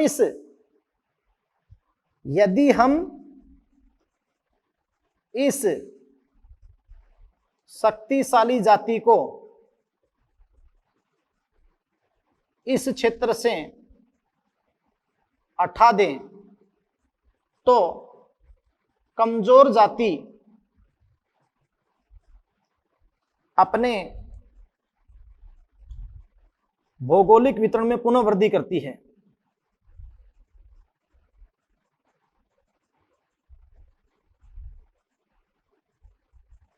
पुनः वृद्धि करती है, इसे आप कहते हो कॉम्पिटिटिव रिलीज, स्पर्धी मोचन। इसके भी बेटा नेचर के अंदर आपके एग्जाम्पल हैं और इजीली अपन बात रहे कि जो एग्जाम्पल हैं जैसे, और इसका मतलब ये भी कि प्रकृति के अंदर प्रतिस्पर्धा को आपको बताता है। बात को समझ रहे हैं आप? ये प्रकृति में किसको बताता है? प्रतिस्पर्धा को। तो आप ध्यान दीजिएगा बेटा, बहुत इंपॉर्टेंट। इसके लिए देखो क्या किया गया, कॉनेल्स एक्सपेरिमेंट। कॉनेल्स एक्सपेरिमेंट किया गया बेटा। जो कॉनेल का एक्सपेरिमेंट था वो क्या कहता है? कॉनेल्स एक्सपेरिमेंट।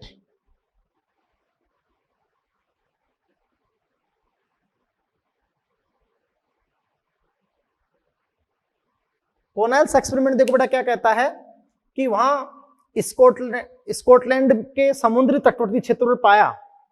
यस बेटा, वहां देखिए कि कॉनेल्स एक्सपेरिमेंट के अनुसार स्कॉटलैंड के समुद्री तटवर्ती क्षेत्र पर यह देखा गया या पाया, एक ही बात है, यह देखा गया। देखिए वहां एक शक्तिशाली बार्नेकल है ना बेटा, शक्तिशाली बार्नेकल। आपको पहले बता चुके हैं कि बार्नेकल क्या होता है? मैराइन, समुद्री आर्थ्रोपोडा है। यस बेटा, तो स्कॉटलैंड के समुद्री तटवर्ती क्षेत्र पर यह देखा गया कि एक शक्तिशाली बार्नेकल, जो क्या था? बार्नेकल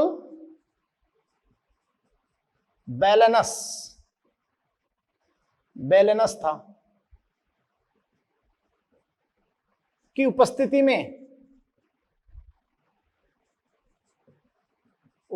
में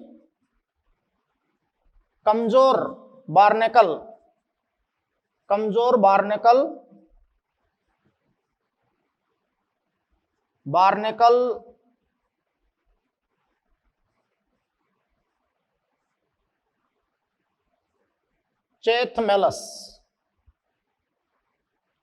चैथमेलस को निष्कासित कर दिया जाता है।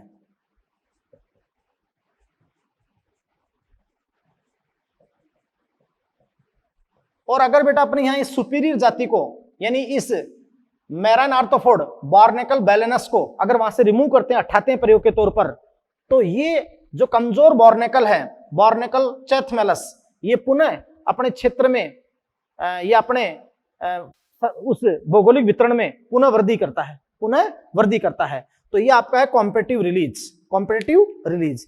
लेकिन मैंने एक बात कही थी बेटा आपको कि भाई जब दो निकट संबंधी जातियां हैं और समान संसाधनों के लिए सीमित संसाधनों में प्रतिस्पर्धा करती है, तो अंततः एक कमजोर को वहां से हटना पड़ेगा।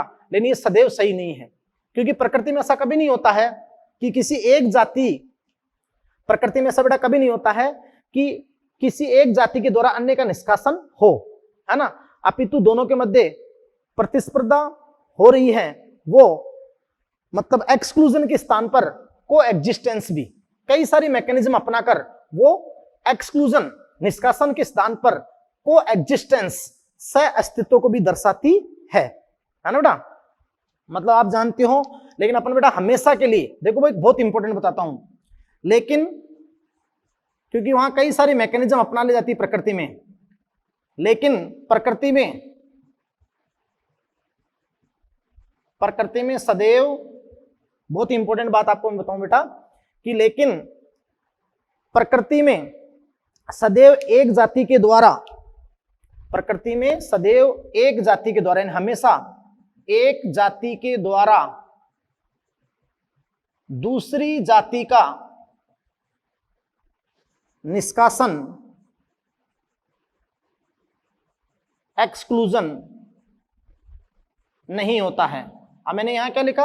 हाँ, जनरली निक्के ओवरलैपिंग करते हो जाता है शक्तिशाली की उपस्थिति में इन्फीरियर का, लेकिन सदैव नहीं होता है ना बेटा। जबकि अपन बात बेटा कि दो निकट संबंधी जातियां या दो जातियां जिनके मध्य प्रतिस्पर्धा हो रही है निष्कासन के स्थान पर सह अस्तित्व दर्शाती हैं। दो जातियां जिनके मध्य प्रतिस्पर्धा हो रही हैं वे निष्कासन के स्थान पर, एक्सक्लूजन के स्थान पर, या अपन कहें या एक्सटिंक्ट विलुपन के स्थान पर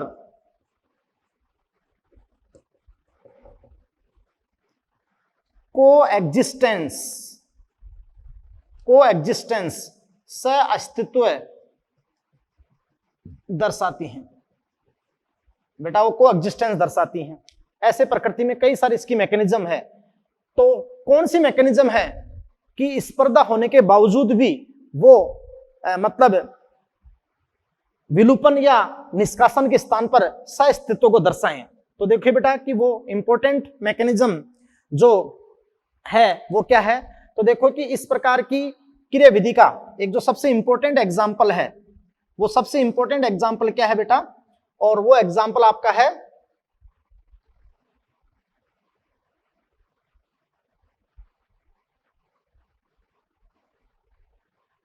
रिसोर्स पार्टीशनिंग, मतलब संसाधन साझेदारी।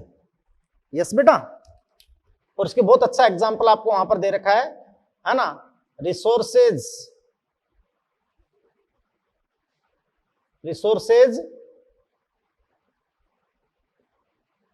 पार्टीशनिंग, मतलब संसाधन साझेदारी।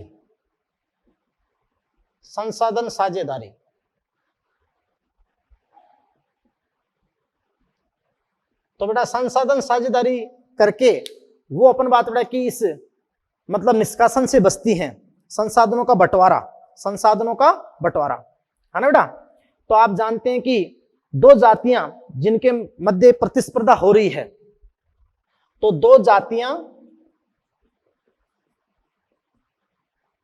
जिनके मध्य प्रतिस्पर्धा हो रही है या वो समान संसाधन प्रयुक्त करती हैं, तो वो दो जातियां कैसे बचेंगी? तो दो जातियां अपने भोजन के प्रकार, है ना बेटा, दो जातियां अपने भोजन के प्रकार या तो अपना टाइप ऑफ फूड चेंज कर लेगी, टाइप ऑफ फूड, या भोजन को ढूंढने के समय में परिवर्तन करके, भोजन को ढूंढने के समय में परिवर्तन करके,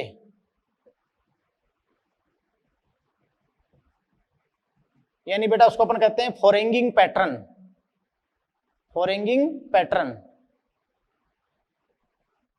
परिवर्तन करके निष्कासन से बचती हैं। बताओ बेटा ऐसा क्यों होगा? क्योंकि वो निक्के ओवरलैपिंग खत्म हो जाएगी, निक्के अलग अलग हो जाएंगे। जैसे मैंने आपको नहीं बताया था क्या कि एक ही पेड़ के ऊपर मान लो ये दो पक्षी जाती है, ये मैं आपको पहले बता चुका हूं। एक बर्ड स्पीसीज फर्स्ट है, यस फर्स्ट, और ये अपन बात रहे कि बर्ड स्पीसीज सेकंड है। अब ये दो जाती है निकट संबंधी, यस। अब ये समान संसाधन के लिए मान लो इनमें प्रतिस्पर्धा हो रही है, तो उस प्रतिस्पर्धा हो रही है तो ये उससे बचने के लिए भोजन के प्रकार में बदलाव कर लेंगे। जैसे ये बर्ड क्या खाएगा? इंसेक्ट खा रहा है, कीट इंसेक्ट खा रहा है, और ये क्या खा रहा है? बीज या फल, सीड या फ्रूट। बोलो, तो दोनों ने क्या कर लिया? भोजन का प्रकार, टाइप ऑफ फूड चेंज कर लिया, तो निक्के अलग अलग हो गया। तो निक्के ओवरलैपिंग नहीं होगी, और दोनों की निक्के ओवरलैपिंग नहीं होगी, तो ये किससे बच जाएंगे? स्पर्धा से बच जाएंगे। और सुनो, वहां आपको एनसीईआरटी ने एक बहुत इंपॉर्टेंट एग्जाम्पल बता रखा है, जो बहुत ही इंपॉर्टेंट एग्जाम्पल, आप स्वयं उसको करेंगे। जैसे मैकऑर्थर ने बताया था, मैकऑर्थर, यस। तो मैं दूसरा एग्जाम्पल यहां पर लेता हूं, है ना बेटा, कि कैसे वो निष्कासन से बचती हैं, प्रतिस्पर्धा से बचती हैं। फोरेंजिंग पैटर्न का बताता हूं मैं आपको। तो देखिए वहां पर एग्जांपल जो एनसीईआरटी ने दे रखा है, मैक ऑर्थर ने बताया था, मैक ऑर्थर ने बताया था कि एक ही पेड़ पर फुदकी, वार्बलर की 5 जातियां, वार्बलर यानी फुदकी की 5 जातियां आराम से रह रही हैं, है ना बेटा। वार्बलर फुदकी पर 5 प्रजातियां, है ना, अपने फोरेंगिंग पैटर्न, मतलब भोजन ढूंढने के समय में बदलाव करके, भोजन ढूंढने के समय में बदलाव करके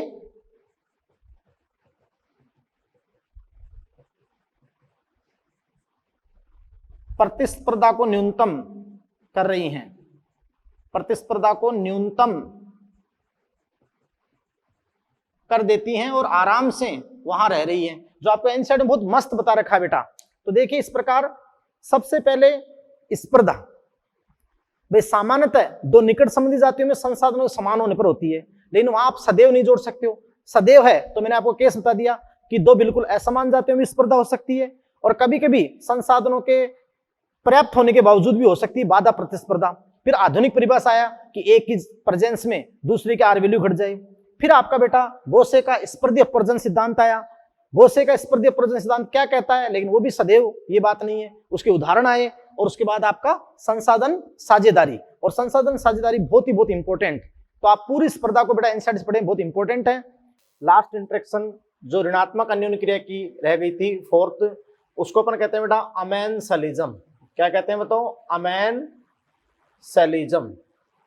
अमेंसलिज्म, अमेंसलिज्म जो बेटा प्रतिजीविता है, और अमेंसलिज्म आप समझ सकते हैं कि 0- ये इंटरेक्शन है। अमेंसलिज्म 0-, यानी इस अन्योन्य क्रिया के अंदर अन्योन्य क्रिया करने वाली दो जातियों की जो पॉपुलेशंस है, तो आप जानते हैं दो भिन्न भिन्न जाति है, उसमें से एक अप्रभावित रहेगी, न लाभ और न हानि, लेकिन दूसरी अपन बात रही कि दूसरे के लिए वो हार्मफुल है, हानि होगी। यस, तो आप समझ रहे बेटा कि इसे आप कहते हैं अमेंसलिज्म। Amensalism, yes. अब देखिए बेटा कि जो अमेंसलिज्म है इसमें दो प्रक्रम है। एक अपन बात रहा कि बेटा अमेंसलिज्म के अंदर जो प्रक्रम है वो दो प्रक्रम आपको मैं बता रहा हूं। एक अपन बात रहा कि है, एक प्रोसेस आपकी है एलिलोपैथी, एलिलोपैथी, एलिलोपैथी है। और दूसरा जो प्रोसेस है जो नीट एग्जाम में आ चुका है बेटा बार बार, वो आपका है एंटीबायोसिस। एंटीबायोसिस, यहां बेटा जो एलिलोपैथी आपको दे रखा है वो अपन बात रहा कि ये पादपों के लिए, पादपों के लिए एलिलोपैथी, यस बेटा। और एंटीबायोसिस ये किसके लिए बेटा? जंतुओं के लिए, जंतुओं के लिए, यस। अब देखिए बेटा अपन इसको प्रूव करते हैं या फिर इसको अपन समझने की पूरी कोशिश करते हैं। फर्स्ट अपन लेते हैं एलिलोपैथी जो पादपों के लिए है, सेकंड आपका एंटीबायोसिस जो जंतुओं के लिए है, या जो भी अपन बात रहे माइक्रोब या इनके लिए आपका है, यस। अब देखिएगा बेटा कि मैं आपको यहाँ पर बताना चाह रहा हूँ, सबसे पहले जैसे अपन इस बात को सिद्ध करते हैं एलिलोपैथी क्या होती है। एलिलोपैथी, तो एलिलोपैथी क्या होती है बेटा? कुछ ऐसे प्लांट होते हैं, कुछ ऐसे पादप होते हैं जो कुछ स्पेसिफिक केमिकल, विशिष्ट रसायन स्रावित करते हैं, और वो जो केमिकल पादप तो सिक्रेट कर देगा, पादप पर कोई प्रभाव नहीं होगा, वो अप्रभावित रहेगा, लेकिन उन केमिकल से वहां अन्य पादपों की वृद्धि संदमित हो जाएगी। अन्य पादपों की वृद्धि क्या हो जाएगी? संदमित हो जाएगी। इसको आप क्या कहते हो? Allelopathy, allelopathy. तो आप कहोगे कि भाई कुछ पादप विशिष्ट रसायन विमुक्त करते हैं,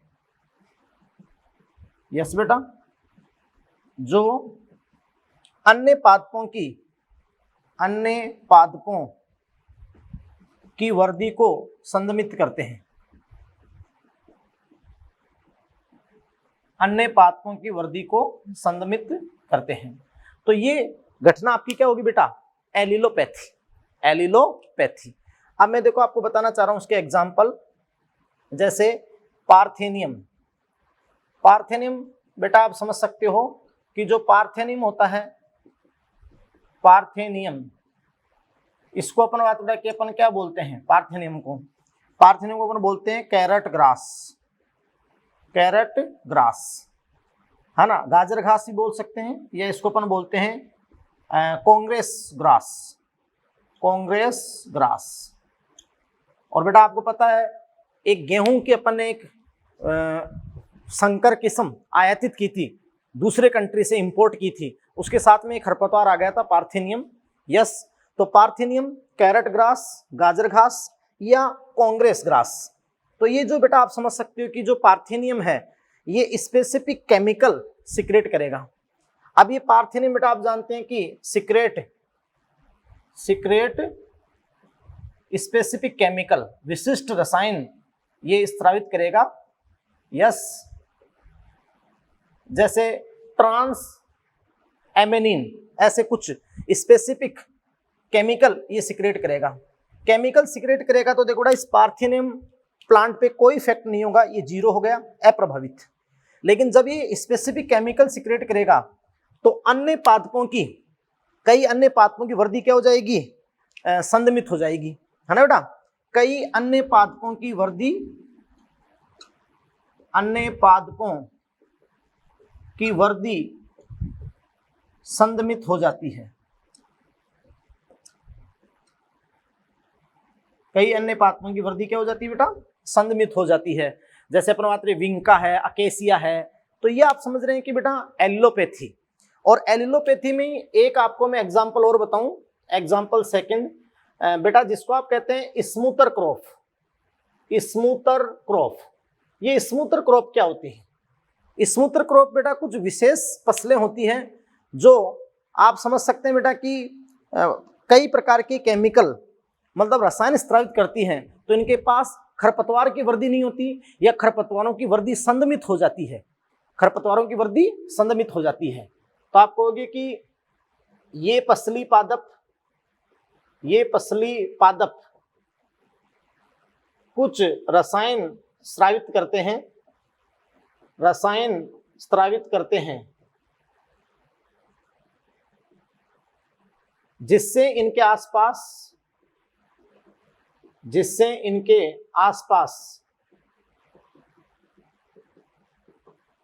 खरपतवारों की वर्दी संदमित होती है। खरपतवारों की वर्दी क्या होती है बेटा? संदमित। अब देखिएगा कि जो स्मूथर क्रॉप हैं, ये कौन कौन सी क्रॉप स्मूथर क्रॉप हैं, तो मैं आपको बता दूं, जैसे बेटा सनफ्लावर, जो सूर्यमुखी होती है, सनफ्लावर। इसके अलावा जैसे बार्ले, जो जानते हो ना, बार्ले गेहूं जो होता है ना। और ऐसे अपन बात करें कि ओसीमम, तुलसी। तो इनके आसपास ये आप जानते हैं कि ये केमिकल सिक्रेट करेंगी। ये जैसे ही केमिकल सिक्रेट, इन पे कोई प्रभाव नहीं होगा, ये अप्रभावित रहेंगी, न लाभ और न हानि। और ये जैसे ही केमिकल सिक्रेट करेगी तो इनके आसपास जो खरपतवारों की वर्दी है, खरपतवारों की पहले से लिखेंगे कि केमिकल सिक्रेट करेंगी, और जैसे ही केमिकल सिक्रेट करेगी तो खरपतवारों की वर्दी क्या हो जाएगी? खरपतवारों की वर्दी संदमित। और जैसे ही खरपतवारों की वर्दी संदमित हो जाएगी तो उन पर क्या हो गया? माइनस इफेक्ट हो गए। तो जीरो और क्या हो गया? माइनस। तो इनको आप कहते हो बेटा स्मूथर क्रॉप। यस बेटा, स्मूथर क्रॉप आप कहते हो सनफ्लावर को, बार्ले को और ओसीमम को, है ना। और ये रसायन विमुक्त करती हैं। तो आपको मैंने बार बार बताया कि रसायन विमुक्त करने से अपने मात्र के आसपास इनके खरपतवारों की वर्दी को संदमित करती हैं। तो ये आप समझ रहे हैं कि स्मूथर क्रॉप कहलाती है। क्या कहलाती है? Smoother crop. तो ये आपका अमेंसेलिज्म का हो गया। और एक सबसे बेस्ट, जो अब आप सेकंड की बात करते हैं, तो सेकंड जिसको आप कहते हैं एंटीबायोसिस, एंटीबायोसिस। तो देखो बेटा कि जो एंटीबायोसिस क्या होती है, एंटीबायोसिस क्या होती है, प्रतिजीविता क्या होती है। यस, ये भी एक बहुत सुंदर एग्जांपल है किसका? अमेंसेलिज्म का। एक इवेंट है। देखिए कुछ बैक्टीरिया आप समझ सकते हैं कि कुछ बैक्टीरिया होते हैं या कुछ फंजाई होते हैं या अन्य कोई भी हो सकता है, जो आप जानते हैं कि ज्यादातर तो बैक्टीरिया और फंजाई होते हैं जो कुछ विशेष केमिकल यानी एंटीबायोटिक सिक्रेट करते हैं। अब जिसने एंटीबायोटिक को सिक्रेट किया उस पर कोई प्रभाव नहीं है, लेकिन वो एंटीबायोटिक अदर बैक्टीरिया को किल कर देती है, अदर बैक्टीरिया की वृद्धि को क्या कर देती है, संदमित कर देती है। तो ये आपका पॉइंट क्या होता है बेटा, एंटीबायोसिस। एंटीबायोसिस। देखिए यहाँ पर एक बहुत इंपॉर्टेंट एग्जांपल मैं आपको बताता हूं, जैसे ध्यान से सुनना, पेनिसिलियम। पेनिसिलियम, तो पेनिसिलियम उसकी एक स्पीसीज है नोटेटम, है ना, आपने 11वीं में पढ़ा होगा। तो पेनिसिलियम नोटेटम एक फंजाई है, कवक फंजाई। यस, अब आप समझ सकते हैं कि ये जो पेनिसिलियम नोटेटम है ये सिक्रेट करता है क्या, एक एंटीबायोटिक सिक्रेट करता है पेनिसिलिन। पेनिसिलिन एक विशिष्ट केमिकल एंटीबायोटिक, तो ये एंटीबायोटिक सिक्रेट करता है पेनिसिलिन, और इस पेनिसिलिन के प्रभाव से इसके आसपास स्टेफाइलोकोकस जैसे कई बैक्टीरिया की मृत्यु हो जाती है। तो किल मैनी बैक्टीरिया, किल मैनी बैक्टीरिया। अब इन बैक्टीरिया के लिए हार्मफुल हो गया, और यहाँ इस पेनिसिलिन कवक पर, इस कवक पर कोई प्रभाव नहीं है, अप्रभावित, और उस बैक्टीरिया के लिए ये क्या हो गया, माइनस हो गया। बात को समझे? तो ये आपका एग्जाम्पल क्या हो गया, एंटीबायोसिस। और ये एंटीबायोसिस ही जो नीट एग्जाम में आपसे क्वेश्चन पूछा गया। बात को समझ रहे हैं? तो आप समझ रहे हैं बेटा कि यही आपसे नीट एग्जाम के अंदर क्वेश्चन अराइज किया गया पेनिसिलियम से रिलेटेड। यस, अब अपन बात बड़ा कि इसके अंदर और भी अपन एग्जांपल ले सकते हैं, जैसे अपन बात बड़ा कि माइक्रोसिस्टिस है, और आप जानते हैं कि माइक्रोसिस्टिस, तो माइक्रोसिस्टिस क्या करता है, माइक्रोसिस्टिस ये आप जानते हो कि डायनोफ्लेजेट्स है, और आप जानते हो बेटा कि ये केमिकल सिक्रेट करता है, केमिकल सिक्रेट करता है हाइड्रोक्सिल एमाइन। ये केमिकल सिक्रेट करता है, रसायन स्त्रावित करता है, रसायन स्त्रावित, और वो आपका होता है जैसे अपन बात रहा है कि हाइड्रोक्सिल एमाइन। और ये हाइड्रोक्सिल एमाइन से किल मैनी फिशेज, कई सारी मछलियों की मृत्यु हो जाती है, किल मैनी फिशेज। ये लो जी, किल मैनी फिशेज, तो ये फिशेज के लिए माइनस हो गया, इसके ऊपर क्या हो गया, 0। यस, तो ये एक प्रकार की क्या होगी बेटा, एंटीबायोसिस, या स्पेशली तो एंटीबायोटिक वाला लेते हैं एंटीबायोसिस में। ऐसे ही क्लोरेला क्या स्रावित करता है, क्लोरेलिन, एक एंटीबायोटिक। तो ये जितने भी एंटीबायोटिक सिक्रेट करने वाले होते हैं, आप जानते हैं कि उस पर खुद तो 0 रहेगा, और दूसरे अन्य सूक्ष्म जीवों के लिए वो हार्मफुल हो जाएगा, माइनस इफेक्ट उस पर आएगा। तो ये बेटा आपके सामने होती है क्या, अमेनसेलिज्म। क्या होती है बेटा, अमेनसेलिज्म, अमेनसेलिज्म होती है। यस, और 0 माइनस तो एक प्रकार की नेगेटिव इंटरेक्शन ही है, नेगेटिव इंटरेक्शन में ये आता है। क्लियर बेटा? तो ये आप समझ सकते हैं कि अपनी सारी इंटर स्पेसिफिक कॉम्पिटिशन या जो पॉपुलेशन इंटरेक्शंस थी वो कंप्लीट हो गई। यस बेटा, और बहुत अच्छे से आप पॉपुलेशन इंटरेक्शंस को पूरा करें। बहुत अच्छे क्वेश्चन आपके मॉड्यूल और जो बायो डीटीएस या फिर अपन ने जो प्रीवियस ईयर नीट एग्जाम के क्वेश्चंस अपने सोल्व कर रखे हैं नीट 2013 से 2019 सीएलसी के यूट्यूब चैनल पे, आप उनको सोल्व करें, एक एक कंसेप्ट को आप पहचाने बेटा। और अब अपन देखिए इनका कुछ अपन ग्राफिकल रिप्रेजेंटेशन, इन पॉपुलेशन इंटरेक्शन या इंटर स्पेसिफिक इंटरेक्शन का ग्राफी निरूपण, ग्राफिकल रिप्रेजेंटेशन देखते हैं। थोड़ा ध्यान दीजिएगा, graphical representation of interspecific relation, यानी अंतर जातीय संबंधों के ग्राफी निरूपण। तो अपन ने जितनी भी जो इंटरेक्शन पढ़ी है, पॉजिटिव इंटरेक्शन में 3 अपन ने पढ़ी है, म्यूचुअलिज्म, सहउपकारिता, कमेंसलिज्म, सहभोजिता, और प्रोटोकॉपरेशन, प्राक सहयोगिता। और नेगेटिव इंटरेक्शन में अपन ने परभक्षण है, परजीविता है, स्पर्धा है, और अभी लास्ट अपन अमेनसेलिज्म। यस बेटा, तो ध्यान दीजिएगा कि सबसे पहले देखो आप बेटा कि यहाँ अपन पॉजिटिव की बात कर लेते हैं, पॉजिटिव 2 इंटरेक्शन की बात यहाँ कर लेते हैं बेटा। पॉजिटिव इंटरेक्शन तो आप समझ सकते हैं, जैसे ए आपका है म्यूचुअलिज्म, सहउपकारिता। यस बेटा, तो जो म्यूचुअलिज्म है, सहउपकारिता है, सिम्बायोसिस है। आपको अपन ने अच्छे से बताया था कि प्लस प्लस संबंध है, प्लस प्लस संबंध। यस बेटा, आप समझ रहे हैं। अब देखिएगा कि जो म्यूचुअलिज्म है, सौपकारिकता है, म्यूचुअलिज्म, उसके लिए अगर अपन ग्राफ ही निरूपण देते हैं तो पॉपुलेशन और टाइम टी में, तो देखो बेटा कि यहां अगर अपन ग्राफ ही निरूपण देंगे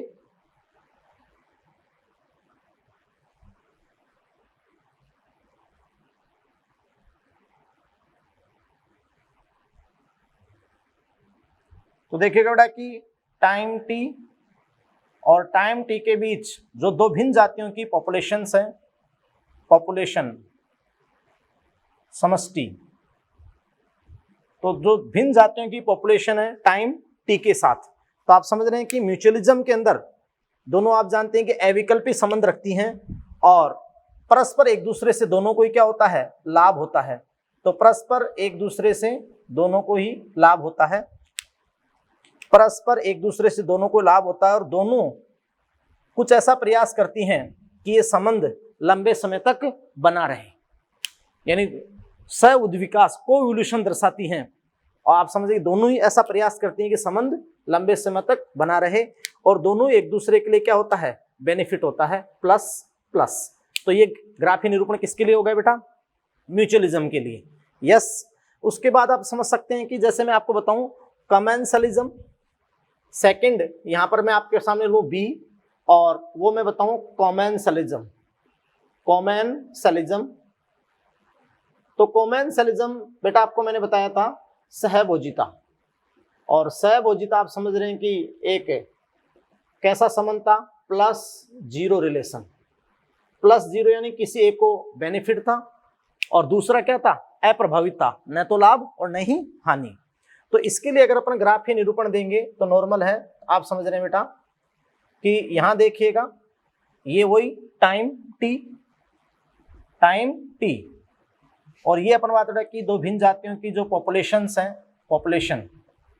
यस, अब आप अच्छे से समझ सकते हैं कि भाई जो कमेंसलिज्म है, तो कमेंसलिज्म के अंदर आप एक को आप क्या कर दोगे, अप्रभावित, तो एक को आप क्या कर दोगे बेटा, अप्रभावित यानी जीरो। क्या कर दोगे बेटा, जीरो, अप्रभावित, है ना, उदासीन, न तो लाभ और न हानि, इसको कोई मतलब ही नहीं होता है। यस, तो ये उदासीन हो गया, न तो लाभ और न हानि। और दूसरी अपन बात करें कि यहाँ पर अपन इस वे में ले सकते हैं कि दूसरे को आपको क्या हो रहा है, लाभ हो रहा है, दूसरे को क्या हो रहा है भाई, लाभ हो रहा है। तो ये किसके लिए हो गया बेटा ग्राफी निरूपण, म्यूचुअलिज्म के लिए हो गया, है ना। म्यूचुअलिज्म यानी आप समझ रहे हैं कि सॉरी, ये आपके लिए हो गया कॉमेंसलिज्म के लिए, सहभोजिता के लिए, प्लस और जीरो।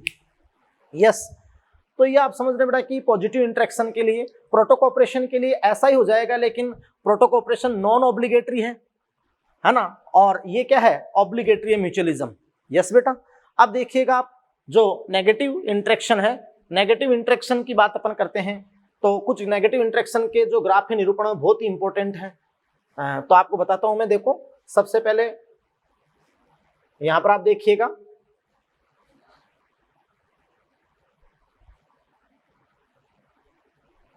ये बेटा बहुत अच्छे लेवल का एग्जाम, जैसे आपका केवीपीआई का एग्जाम होता है उसके अंदर आ जाते हैं, या फिर आपके प्रैक्टिस में कुछ क्वेश्चन हो सकते हैं, इसलिए सारा आपको दिमाग और ये होना चाहिए।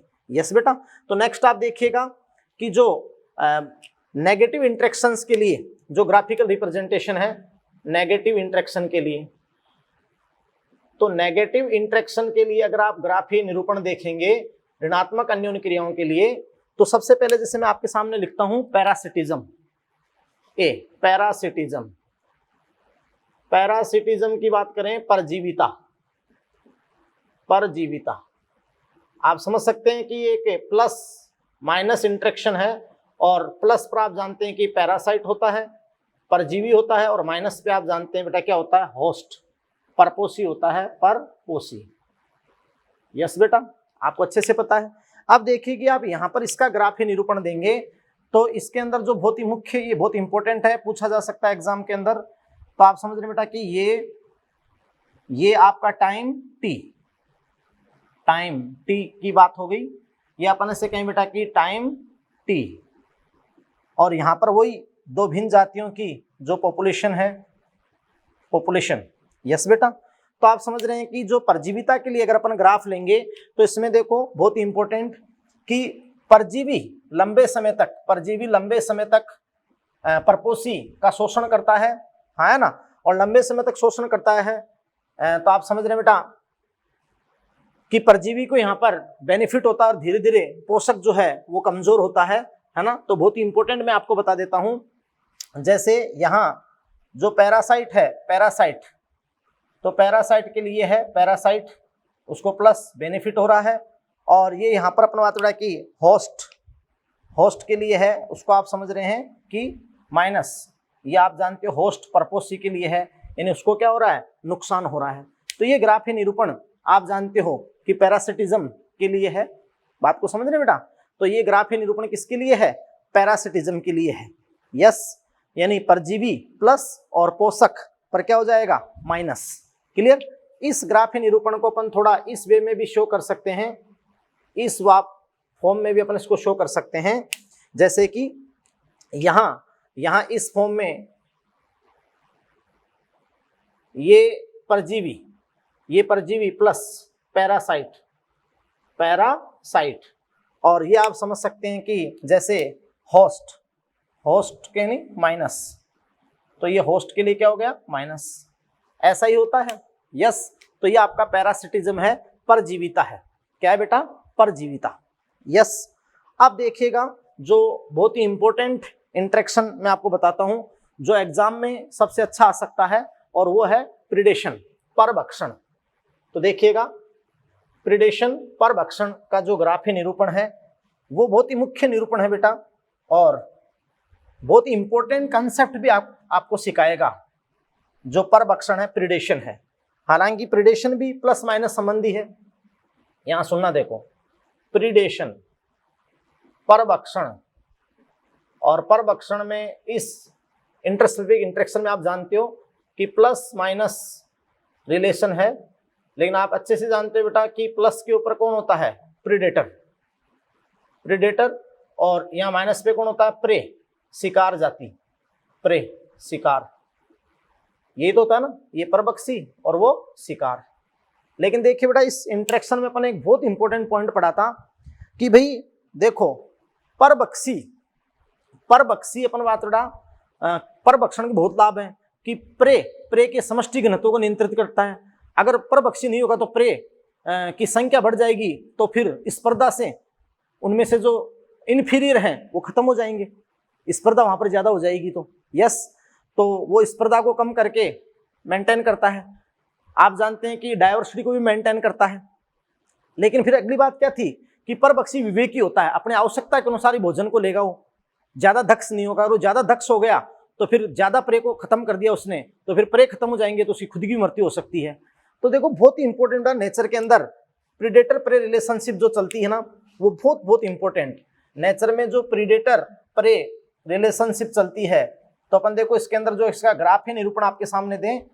यस, तो इसका जो ग्राफ निरूपण होगा, ये अपन बात रहा कि टाइम टी और दो भिन्न जातियों की जो पॉपुलेशन है, पॉपुलेशन। यस, तो जो ग्राफ निरूपण हो आपका होगा बेटा, वो देखो आप समझ रहे हैं कि इस फॉर्म में अपना बात रहा कि होगा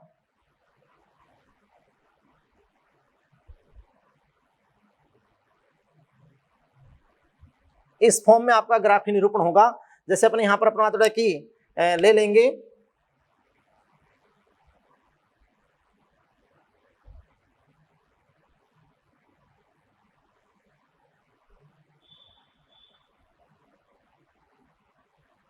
तो आप समझ रहे बेटा कि जो ये इस फॉर्म में अपन बात रहा कि प्रीडेटर और प्रे में रिलेशनशिप होगी। यहां पर आप इसको ले सकते हो, जैसे ये प्रीडेटर है, ये प्रीडेटर, और साथ साथ में ये क्या है, ये शिकार है, प्रे है।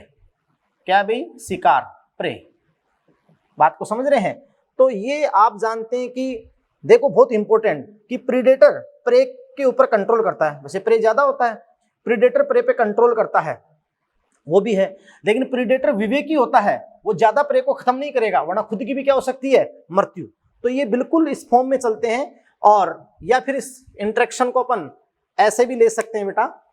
ये इंटरेक्शन क्वेश्चन के रूप में कई बार एग्जाम में पूछी गई है और ये इंटरेक्शन इस फॉर्म में भी हो सकती है, यस, वही टाइम टी और ये पॉपुलेशन,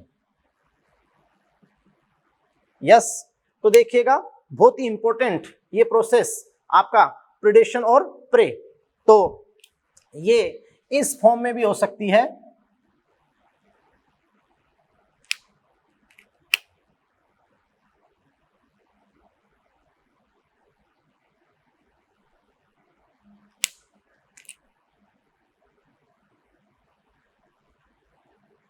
इस फॉर्म में भी चल सकती है।